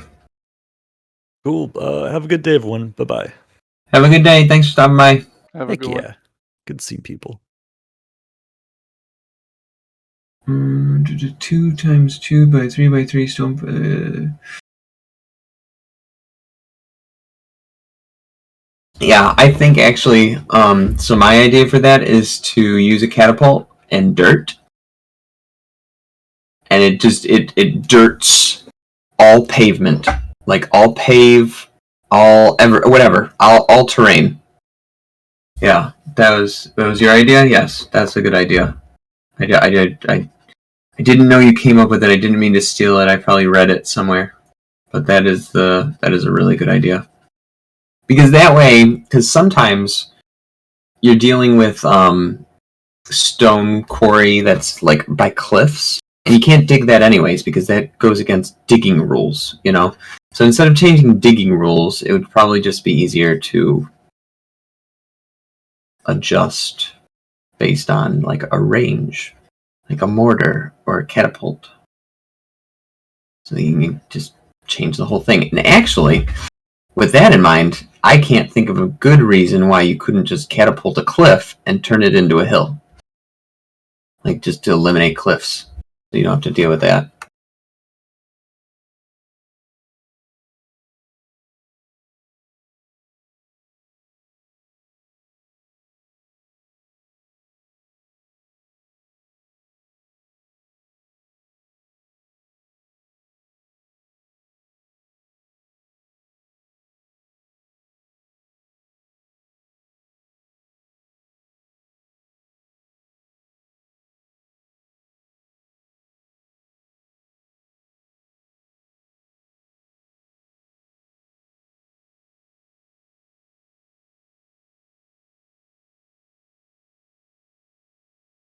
No, boo, boo. No, don't mean like that. I'm just happy we returned it. I don't mean to return it. Man, happy. Can the despawn time for things you dug up be extended some so you got time to wash your dirt before it disappears? Sure. Yeah. I mean, is there any item in particular that you think despawns too quickly? Because I know there's a whole table of stuff. Worms. Do you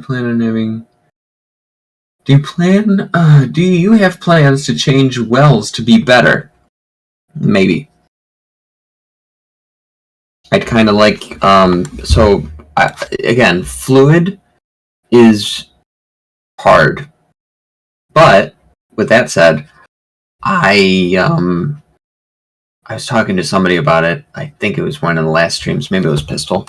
But it would be cool to have a well that has inventory, has like inventory space, and then you put buckets into the well, and then you do the well action, and then it fills all of the buckets that were in its whatever 2x6 or 2x8 inventory with water.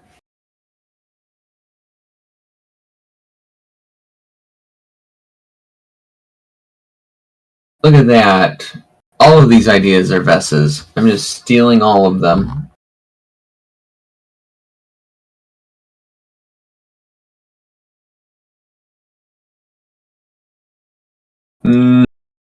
So what Ori had said, maybe if paving brick quarry turns the tile into dirt, and if it's dirt, grass, or a terraformable tile, it raises the ground level a bit. I would sooner just need to there's an averaging function, but like with the terrain, there's an averaging function on it, so that you could do like it lifts up low areas and it lowers high areas, and so I would just have it. That would be the cleanest thing. I would have it apply that. It would be most likely to get rid of cliffs, but no matter what the terrain is, that is becoming dirt. Like if you are desperate enough to get rid of the ugliness, you got to live with dirt until that dirt gets terraformed, like naturally. I don't know what's going on here. I don't know what this weird hump thing is. This one has it to a degree. This one barely has it, but this one's like stupid looking. So I'm gonna have to play with that. It almost looks like the normals are inverted. Dynamite instead of digging up a cliff. Maybe with dynamite. Yeah, boomsticks.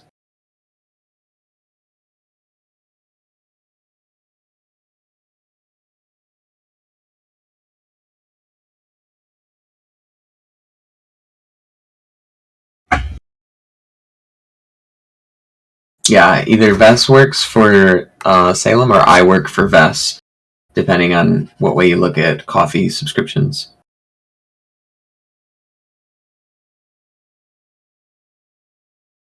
And I'm drawing on this window, but again, I've saved the image, so as long as I don't save over it, I'll be okay.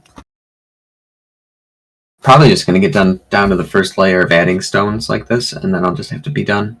And I'll have lied to you all. But I think I'll finish the rest of it off stream so that I can do my best to have I might even be able to have the tower for the next patch if I stick with it.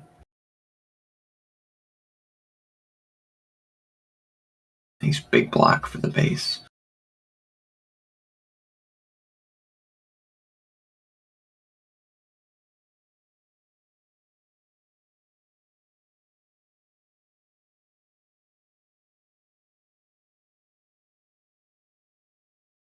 I can't hire anybody for any role. There's no ability to hire. But I appreciate all of the help that you guys give, regardless. Whether it's ideas or I have a few people who have contributed art even since I've taken over. So that's been a big help in a lot of ways when it's good art. Or sound files. I have a whole sound, I've several sound files that I have to implement still because they're all beer related. But a player did that for me.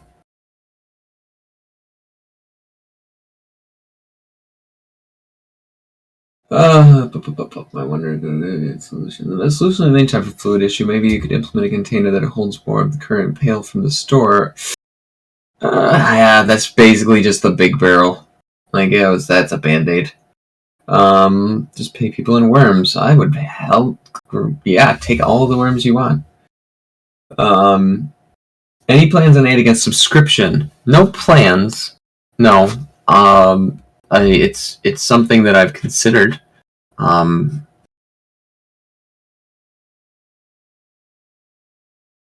It kind of falls down to the same thing. So right now, no, definitely not. Like the community as it is currently exists as a group of testers. So in theory, if enough of the community was not interested in continuing playing the game in its current state, even though I added a subscription, I would lose everybody who is currently testing the game, or at least enough people to make it very difficult to function. So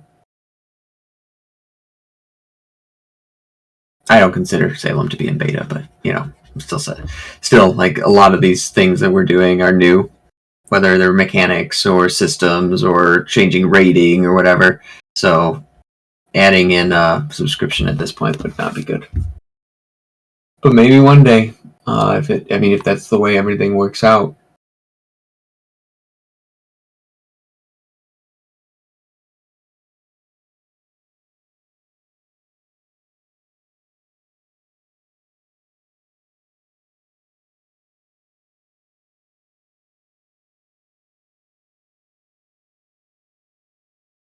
Yeah, a lot of the players do seem to have experience with code. Problem with some of that is that giving that knowledge to people in several ways gives an unfair advantage to gameplay. Just like if I were to give certain people access to the test server, like I could give access to some people, and nothing would change. Like everything would be totally fine because they're nowhere near the PvP scene.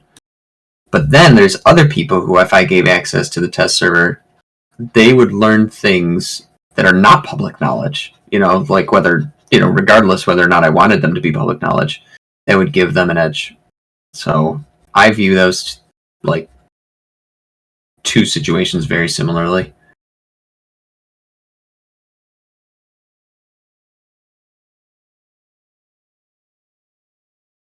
Hypothetically, information that was provided could be made public, and I probably wouldn't care about it. But having to sift through what should be and should not be known is something. There's some systems that I want to still overhaul and fix before I make things public knowledge. Mostly so that I don't have to suffer embarrassment of you guys saying, "What? This is how it's been this whole time?"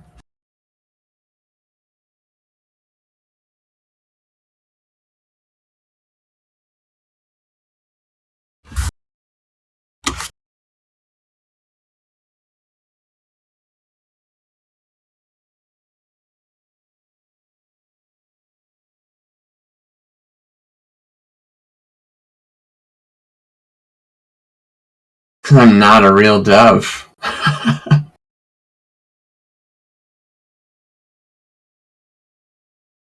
I'm a player just like you.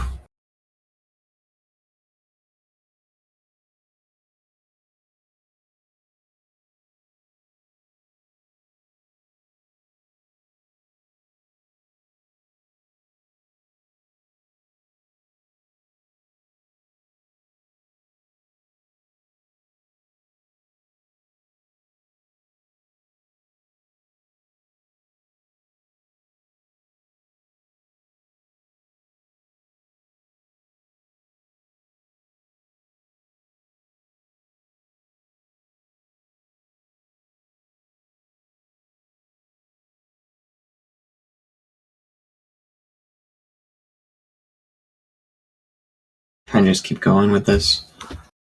Try to tell myself, no, it doesn't look like a leopard. Shut up, you're doing fine. Everything's alright.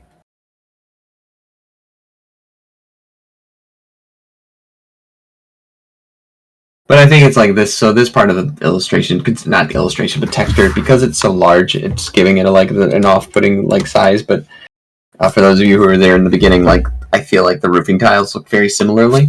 So I'm kind of banking on that once I'm finished with these large blobby shapes, I'll be able to go back through and add the finer detail, make the stones really pop, add some highlights to them.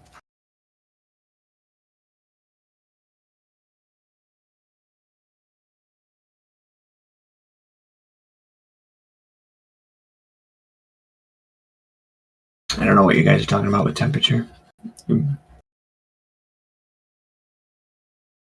I missed it.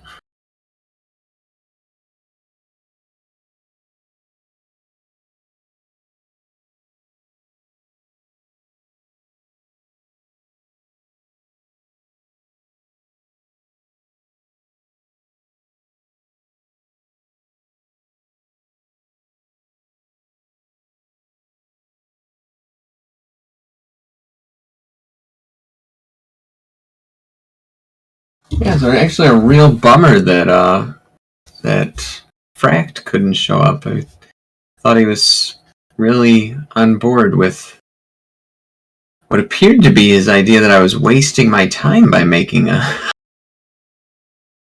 a stone tower.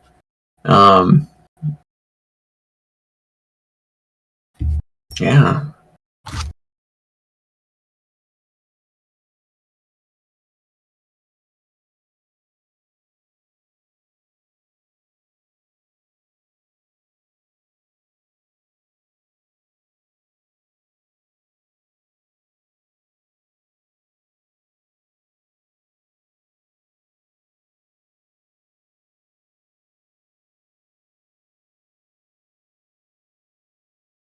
Uh-oh.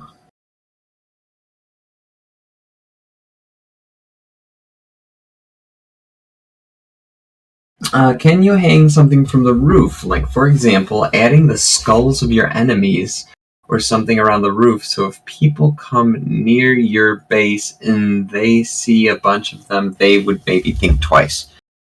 I would... Okay, so... the problem is... yes, I could do that. Yes, that's totally possible, and I know actually exactly how to do that. So, but when you're implementing things, you have to anticipate what it is that you want to do. So, in the end, so like for example, do I only want skulls to be able to be hung from the roof? Is the roof even something that you see, like in game from the ground? Like, is that a relevant place? Maybe I want the equip point to be like around the door. So all of those things I just mentioned to you are things like that give me pause with doing something like that, because I don't think the roof is going to be very visible approaching this. Again, it's the same thing as before too with the flag. Like, I don't think that this is going to be something that people see out in the wilderness. I think that you're going to like have walls surrounding a structure like this. So I'd totally be down for adding walls, or I'm sorry, skulls onto walls. I think I'd have to rebuild walls, but that shouldn't be a problem. I have the original wall textures, wall files. Yep, can add pikes with skulls. How about ground poles around the walls? Yeah, totally doable, easily done.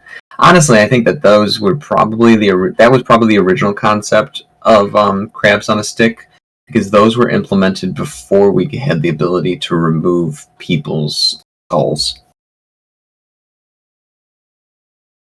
So I would definitely be on board with that.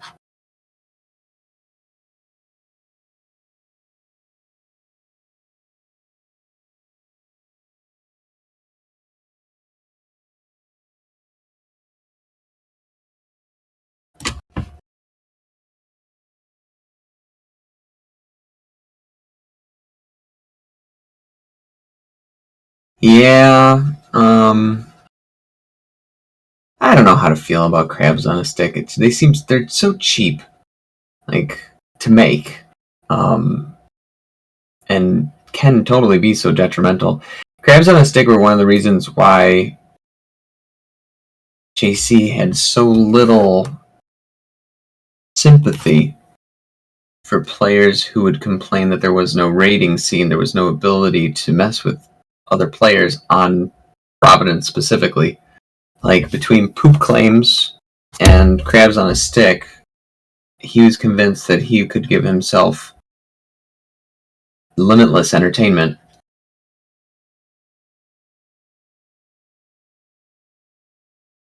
From the standpoint of like a raider. And I don't think he's wrong, like, and that's kind of why I'm not crazy fan. I think we've had issues in the past, well, probably the last year, maybe, with poop claim wars, with people sucking the whatever that word is for the town, not affluence, but authority. Thank you. Sucking the authority out of each other.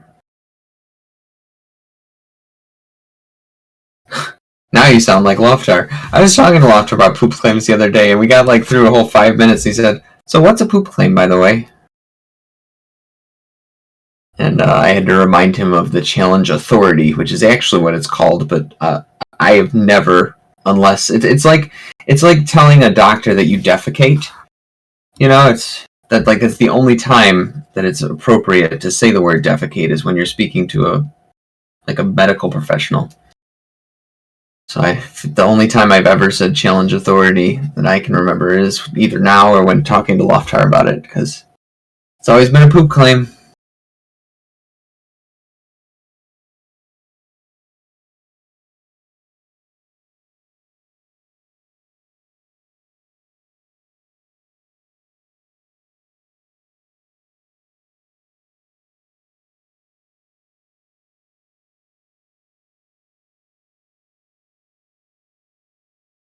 Nearly finished.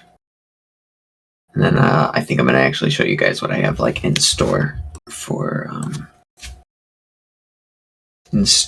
making these stones pop out. And then maybe I'll show you. I don't even know if I have anything like worthwhile to show you guys on the test server. Even a lot of the stuff that I've was like working on most recently has been improving my just knowledge of C. Something weird is going on here.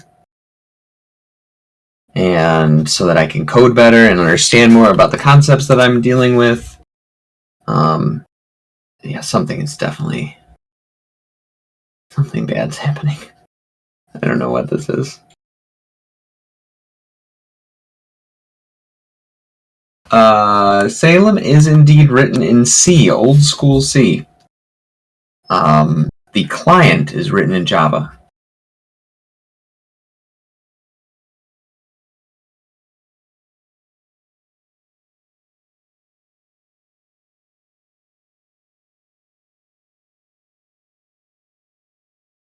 Yeah, I think the vernacular is it's a bitch. But yeah. Not even C++. It's C, man. So I started, Loftar made a recommendation that I should look into Advent of Code, which is a thing that it's like a coding challenge around the holidays that gets published, and it can be done in any language, kind of open-ended. And so I tried to do it with C, and I got the first one done. And that was it.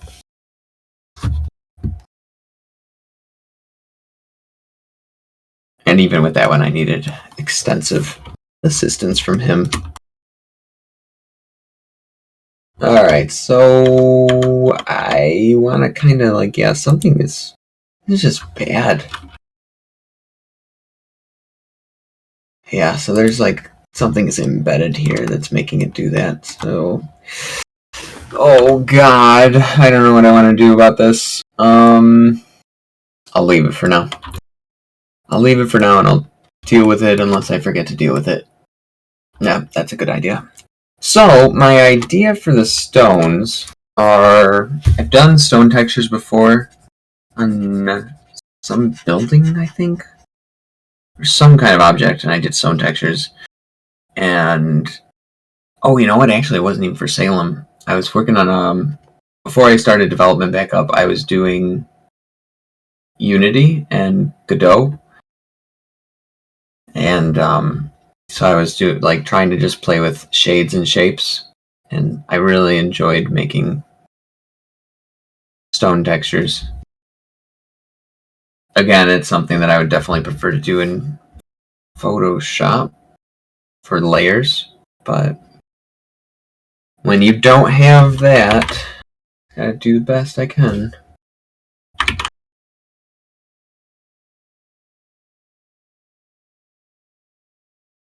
This is just a bad color.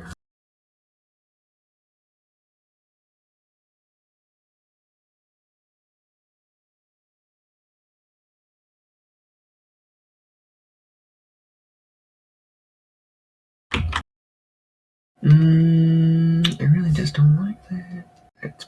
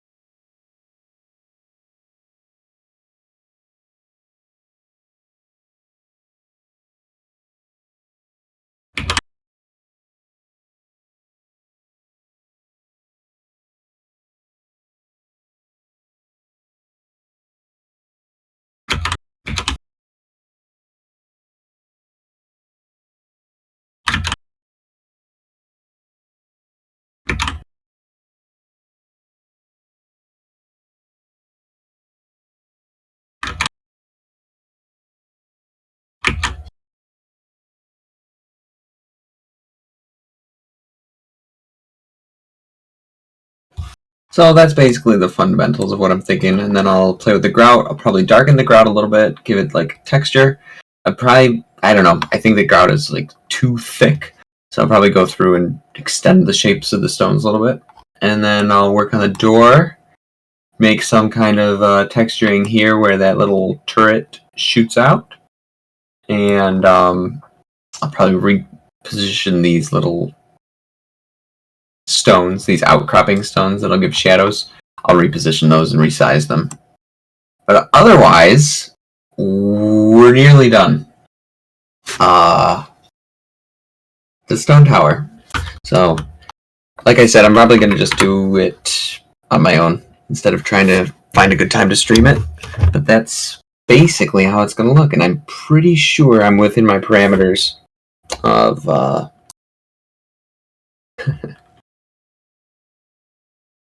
of making it a good size for characters. It's big, but I really don't think it's too terribly much bigger than a windmill. Like, full height of the blades.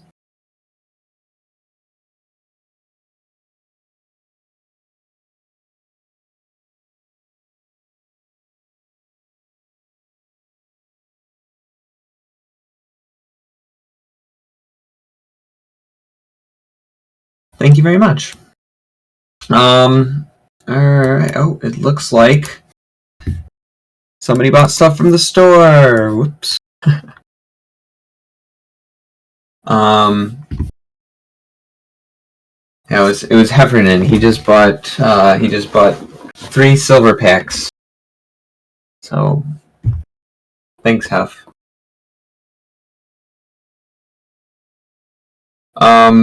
So you guys got any questions before I wrap up? Any last things?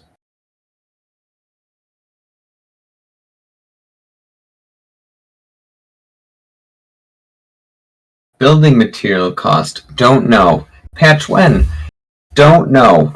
But I'd like to put in... I'm probably just going to put in this, put the little bit of closure on a few things, add some inspirationals, maybe a new shirt or something, and then I'll throw the patch together and push it through.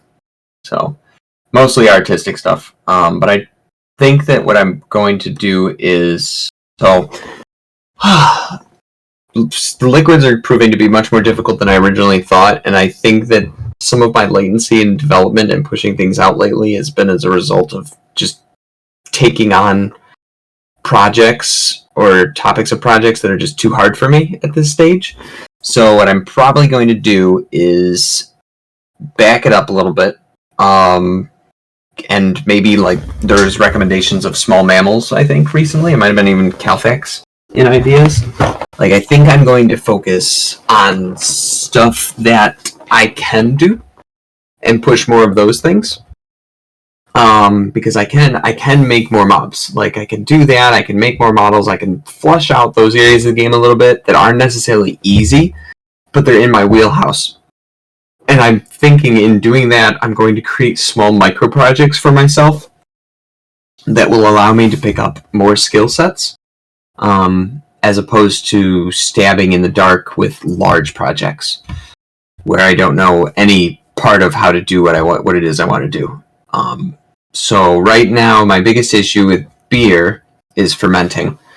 I could age beer without fermenting. Like, you could take right now I have everything developed up to wort, which is this stage of beer just before it ferments and becomes beer, where you could basically put the wort in a bucket and it would turn into beer, and you're done. Like, there's no chance of it becoming bad beer. Whatever kind of grain you used would become the beer that you chose.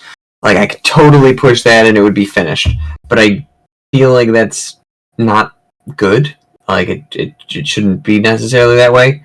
So I'd like to maybe learn more things to make it better, as opposed to letting you guys make barrels and barrels and barrels of beer that will never age and will be like perfectly fine, and then you never have to ever make beer again, and it was super easy. And then I implement a a system that makes it more difficult to get beer. Like, instead of doing that, I feel like there's a better way to do it.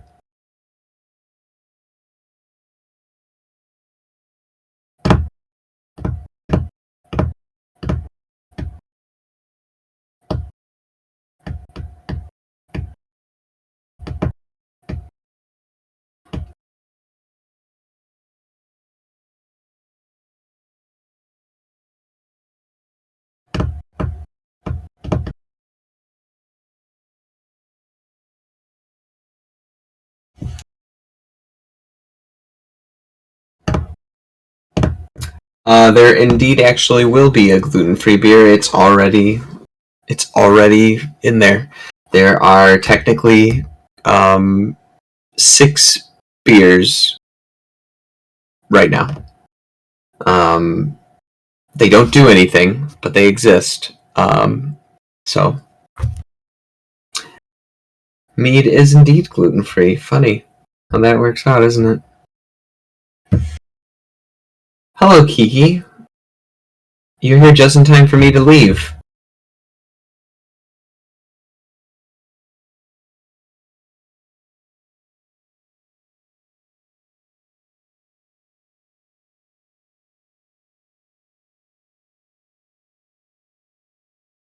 Today, let's see here. Is there anything Salem like coders can help with? Suggestions, advice, problems? Not necessarily. There's certain conceptual things that I could probably hash out and figure, but a lot of it is just understanding somebody else's code. And I don't even mean JC's code. It's ultimately it's Loftar's system. So it's understanding Loftar's code and what it all means in the framework of C. Period. So having Typian and others manage the Java end of things and the making sure that the custom clients are good, that takes a burden off. So it's like one less thing to worry about. So other than that, it's just me, trying to pick up the parts of development that I don't understand.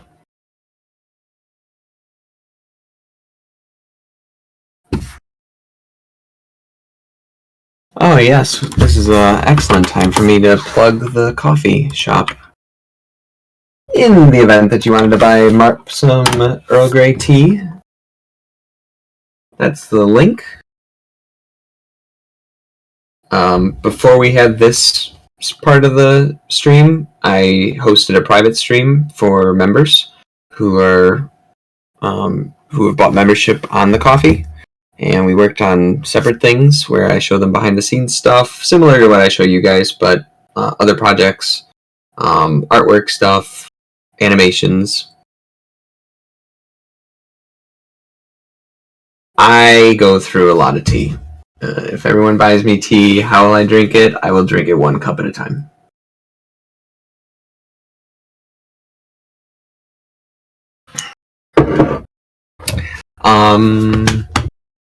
And otherwise, I don't think I have anything else. Do you guys have any other questions?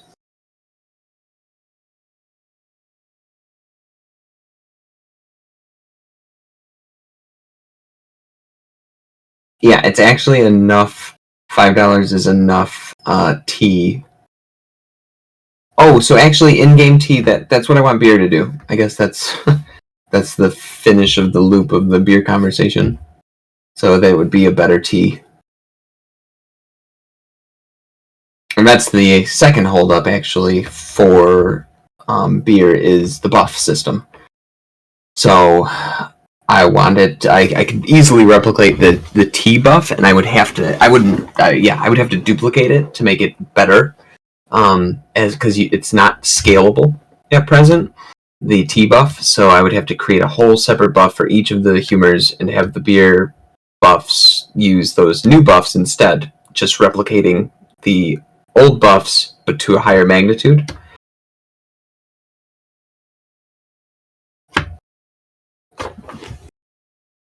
And then, but of course, I want to have a debuff for drinking too much beer. And I haven't done anything with buffs yet, so that's a project all its own.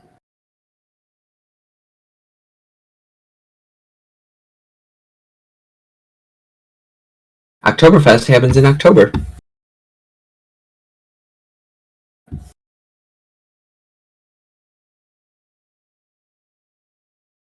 You asked.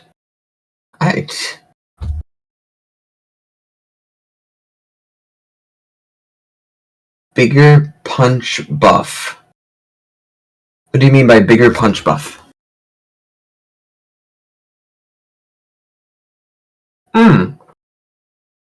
That's fair. I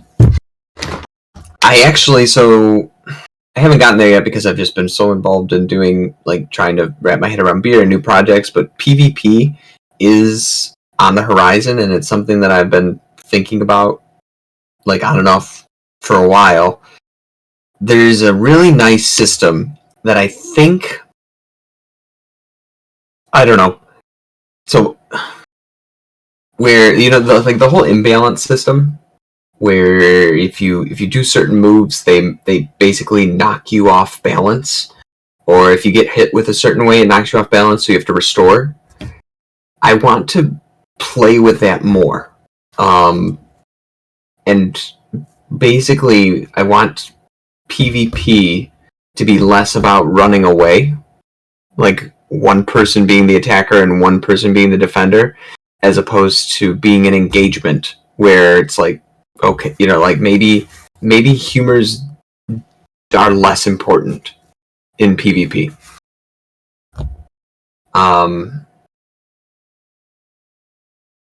And it's more of a balancing act between your moves versus your opponent's moves.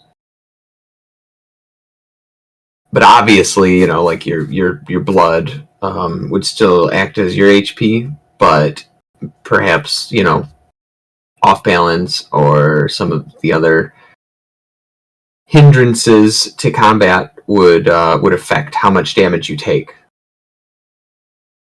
And the cool part is all of that is, like, doable, and I think that was originally Jordan Loftar's intention, but the nature of combat now is, you know, there's always just one person that's trying to kill the other person, and then the other person who's trying to be killed is trying to run away. And I think that JC tried to put in, like, stuff like wingerings and lassos and poison darts to offset that, but I don't know if that's, like, necessary. Like, I feel like that was that actually hurt combat rather than helped it too much. Kiki! Oh, welcome to the Order of the Illustrious Wallet. You have a gold name now. Good job. I forgive you. Oh, she gone. Well, now you guys all know that I forgave her. Can we expect more rating balance anytime soon, and or another look at rebalancing fruit?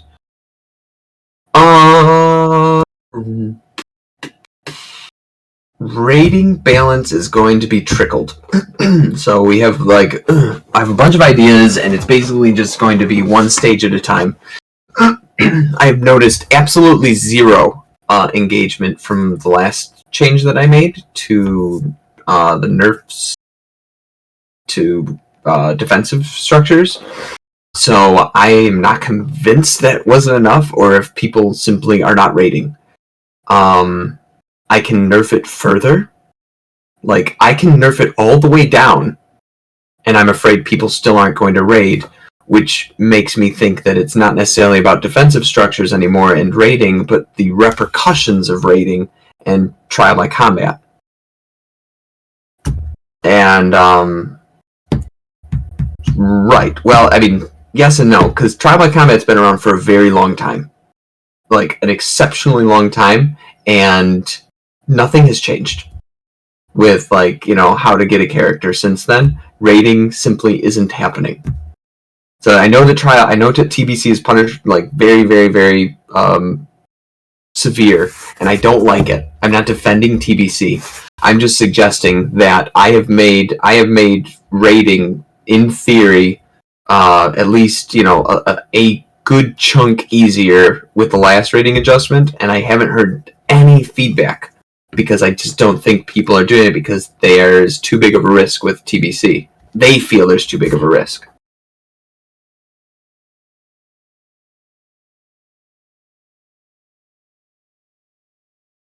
So, removing the lassos. So, I mean,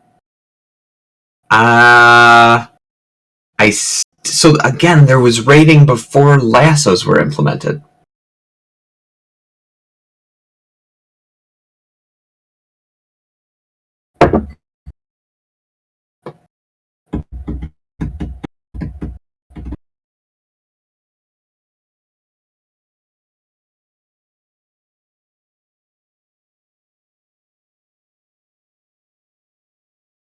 They do. They do indeed. Torches do hit like a wet noodle. So the problem with an expedition is, the problem that I at least see with an expedition and trying things is that there is a completely, so you will get a lot of attention in the expedition in the early game, which is a level of the game that effectively, because so much of the current game's testing population is completely against wipes. The early game concept is it has to be slogged through, in order to get to a certain point to where Providence is sitting with defenses and stuff like that. So whatever we were to do on an expedition, unless I find a way to expedite gameplay dramatically just for an expedition, which I also think is cheap, it just doesn't seem like there's that same impact. And then, at least what we've seen in past expeditions, is that people will stop. They will stop playing because either they missed the boat or they got wrecked early game and don't feel like catching up, and then you only have a couple people playing, and everybody else is concerned about what's happening over on Providence because they don't want to let their Providence claim be at risk. And there are people who are going to specifically not play the expedition, like Darwath did early expedition for both expeditions, to try to pick off Providence targets. So expeditions are cool, but they're also not great. They're not a great solution to balancing. I would sooner bring you guys onto the test server, and build you a town and build you a wall and say, all right, knock that wall over, to see how long it takes. Or I could do it in game. I could build a wall and I could delete all of the, stocks for 2 weeks and I could say break into that wall. But so they're all options. But anyways, back to the original question of, are there going to be rating changes? Like, yes, I would make rating changes, but it's not like I don't think that there's actually rating change that's necessary. I think that what is needed is to eliminate or overhaul TBC.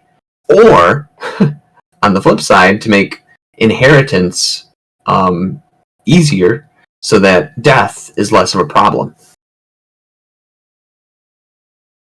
And then when I do that, though, the whole game seems easier, and then I get stuck in this cycle of what am I actually supposed to be working on? Because the original issue was rating.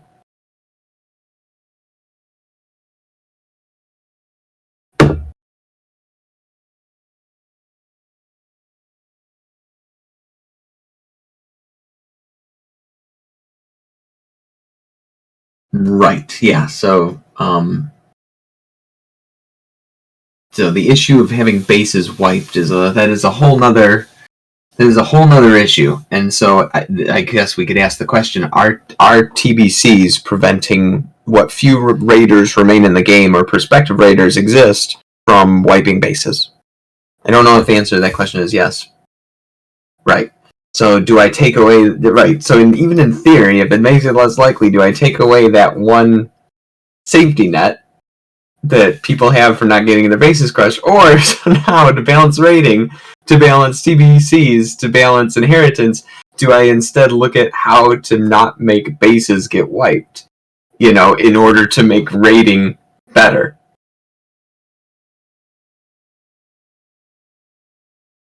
Oh yeah, salvaging. So that's on my short list. I'm gonna adjust salvaging. I don't 100% know how. I think I'm going to make it take longer. For sure, just to make it more punishing to people who are just doing it to wipe. But I think it needs to be on a P claim for sure. Maybe even a claim of some kind that you have permissions on. I think increasing fun, decreasing how much defenders lose without decreasing how much raiders get would be good. Yes, like as a hypothetical concept, that is the goal. Make TBCs available to be done only while online, and count only the online time as time for evidence to expire. Why would I just not log in?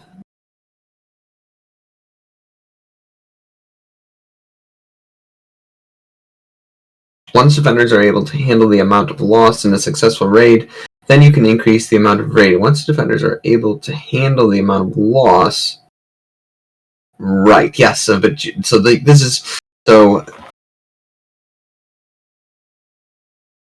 I mean, I'm kind of arted out anyways, Pistol Shrimp, so you don't have to worry about distracting from the stream.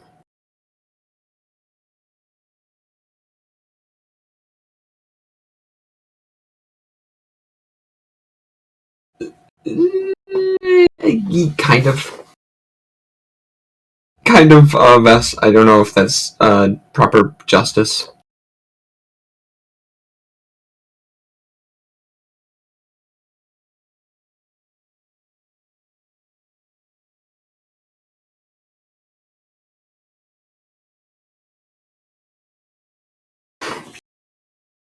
Calfax, that's because people who have a high scalp score of whatever number that is would then have oh, I see what you're saying, to suggest that they should be risk more. No, I don't think that will work. People will just make no attempt, I think, to raid still, because it's not going to be worth the time input into the characters to make it more valuable to raid if everything stays the same.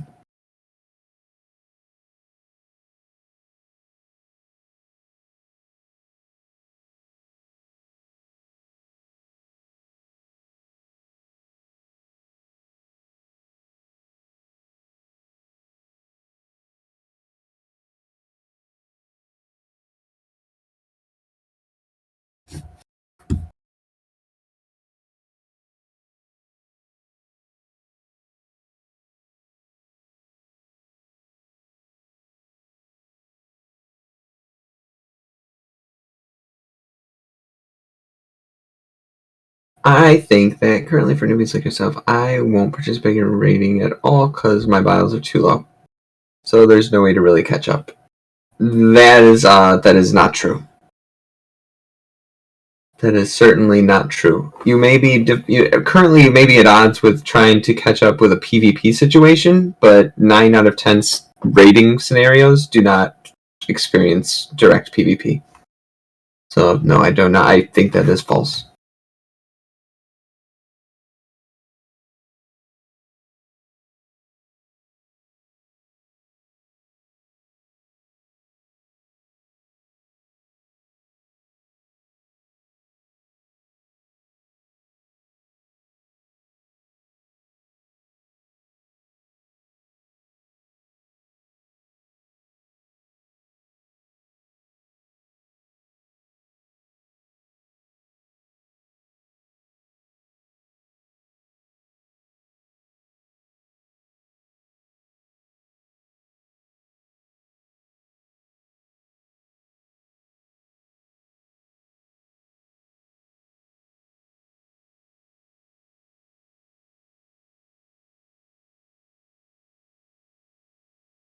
I think it's distracting to just look at the reward loss balance with raiding. I think it may make more sense to think about how to make raiding more fun if that is possible.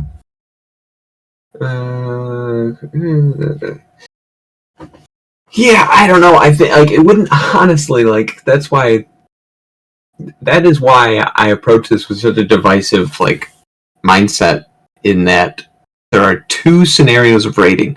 There's a scenario of raiding on Providence, where everybody is long established with years and years of effort and work, and the risk associated with taking, with somebody taking your stuff that you've accumulated over literal years. And then there's raiding on a new server, which is the scenario of any expedition or reset or new server or whatever new word we come up with to make a new refresh reroll. And those are two completely different worlds. I would never, ever, ever stop and pause and wonder, is the loss too great right off the bat? Like, that would not be part of my decision making for balancing rating or to renew rating if it wasn't for Providence. If it wasn't for how long and how much invested and how unwilling people are to to want to risk that.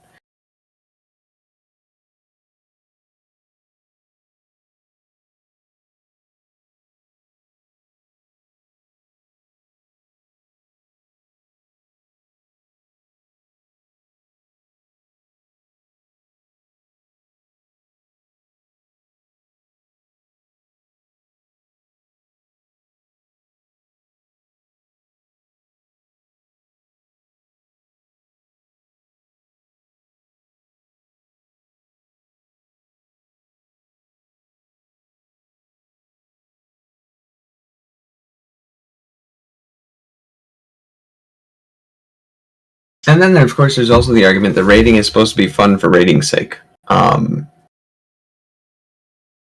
If you're not happy ruining someone else's day, then you shouldn't be raiding. It is literally griefing. In any other game, it would be considered as such, and it is truly. And it's totally okay in Salem, it's beyond being, gated behind discouragements like TBCs and cents and stuff. But raiding is making raiding more fun. I don't know. It's just not. I would rather. There's just so much more things to focus on than making raiding more fun. Raiding is not intended to be like the core mechanic of Salem. The threat, perhaps, totally, but and it's supposed to be not. I was about to say it's supposed to be balanced, but yes, no, it's supposed to be balanced. There's supposed to be balance to it, but Salem isn't about the raid. Salem isn't about breaking into somebody else's base and stealing their stuff. It's totally a part of the game, and I would say, if anything, it's just part of the meta and the focus of Jorban Loftar for 80% of their development, and then JC. But if you just look at the community at any given point of time, any slice of the community ever in the development of the game, the amount of people who raid to the amount of people who do not raid are vastly different in quantity. So no, I do not think that Salem that raiding is a part of what makes Salem Salem. The threat of being raided and the ability to raid are part of what makes Salem Salem, but not raiding as a thing like gardening or farming. Oh, absolutely. Oh, for sure. Yeah, no, stealing stuff, breaking people's walls, PvP, all of that is part of Salem, but a fun raid is not. And by that I do mean making it fun to take everything somebody has and to wipe somebody off the map. I do not think making that a more enjoyable process is part of what makes Salem Salem. Because Because again, ruining their day, that is what you're expected to be enjoying.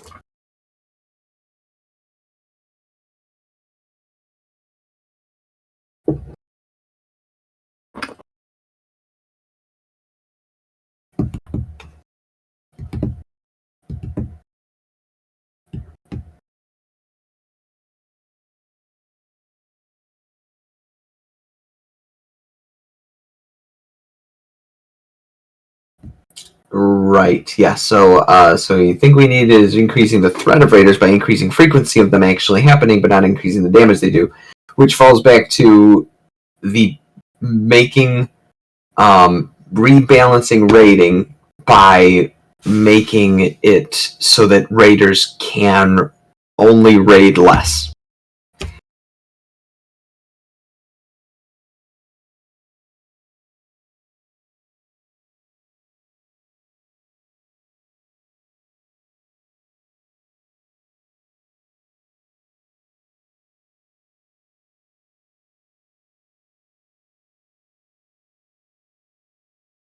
Right. So so we're in the. I think, as I understand it, we're in the midst of two of speaking out of both sides of our heads.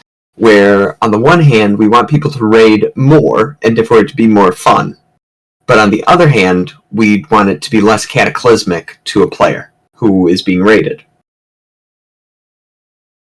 So in this hypothetical dreamscape, a proper rebalance would be something that encourages raiders more, to make them want to raid more, but in doing so to be able to make them able to raid less,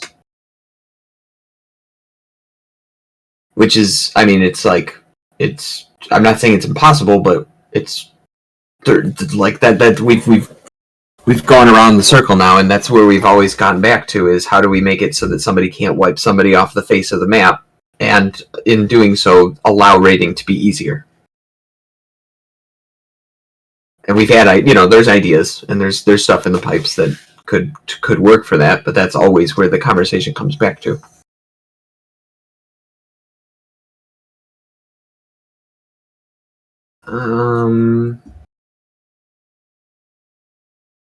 More griefing, less damage. Exactly. Yes. So putting that limit, putting that limit on it is actually that would be the goal. And then once that limit's in place, making it easier to raid because it doesn't matter because that limit exists. In theory, hypothetically.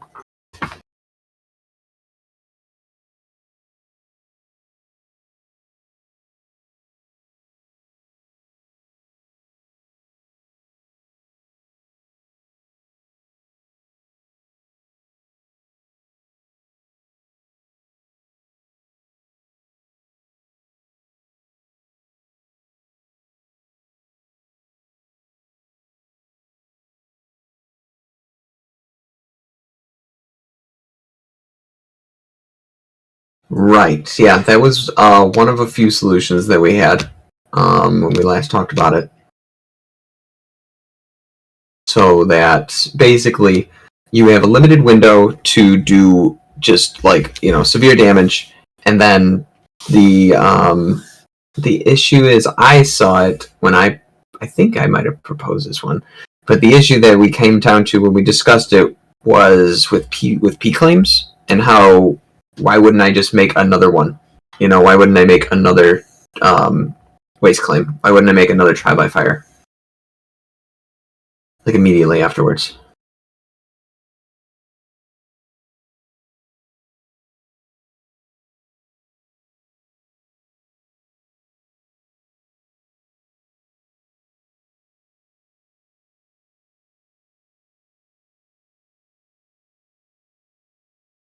So, because I had suggested that we put a timer on a bell where the bell says, "Well, screw you, I'm not allowing you. I've already been waste claimed to recently.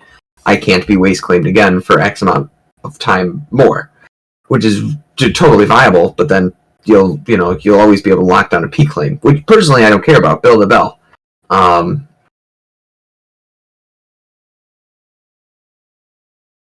that would be a limit. And so then when that was worked out, then you could make raiding actually easier. Or, again, yes, that was an argument. You could wakes claim yourself all the time to protect yourself, though I countered that with, I don't think that would be likely. Depending on how long the window is, the block, I just don't think that it would be likely. It would be far too easy to track the time for a raider to watch to see when somebody is waste claiming their self and to get under that window and create their own waste claim. So I welcome that. I welcome somebody to try to find that as the out if we did make that change.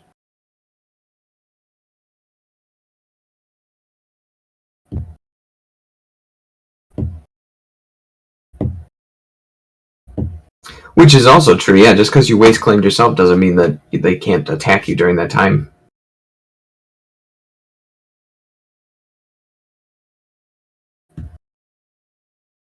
If you want to stay online for the 8 hours, 4 hours, 6 hours, whatever the TBF time probably is.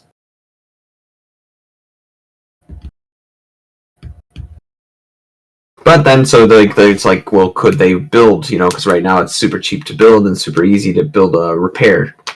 And so, do we allow repairing still to happen under TBFs? And that's where we there's a whole mess of stuff that goes into defending as a topic. And then not to mention like mortars and catapults too.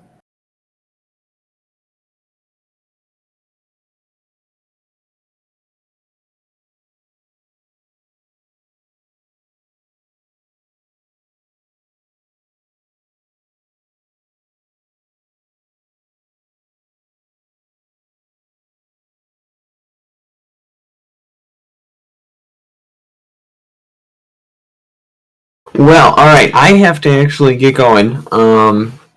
So, to answer the question that was originally asked like 15 minutes ago, yes.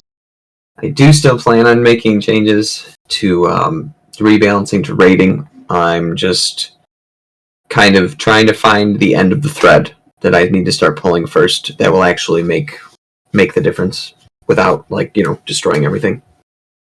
So, thank you guys for stopping by. Thank you especially to those of you who support the game and the shop and who support me on Coffee. You guys are the reason why I can do the extra things like this. I appreciate it very much. So like I said, I'm going to try to push the tower in the next patch. So I'm going to finish up the texturing and learn how to make a building and all that goes into that. And yeah. So I will keep you guys posted on the next time that I do a stream like I did this last time with the events. Thank you. A lot of you showed up and I appreciate it. Have a good weekend.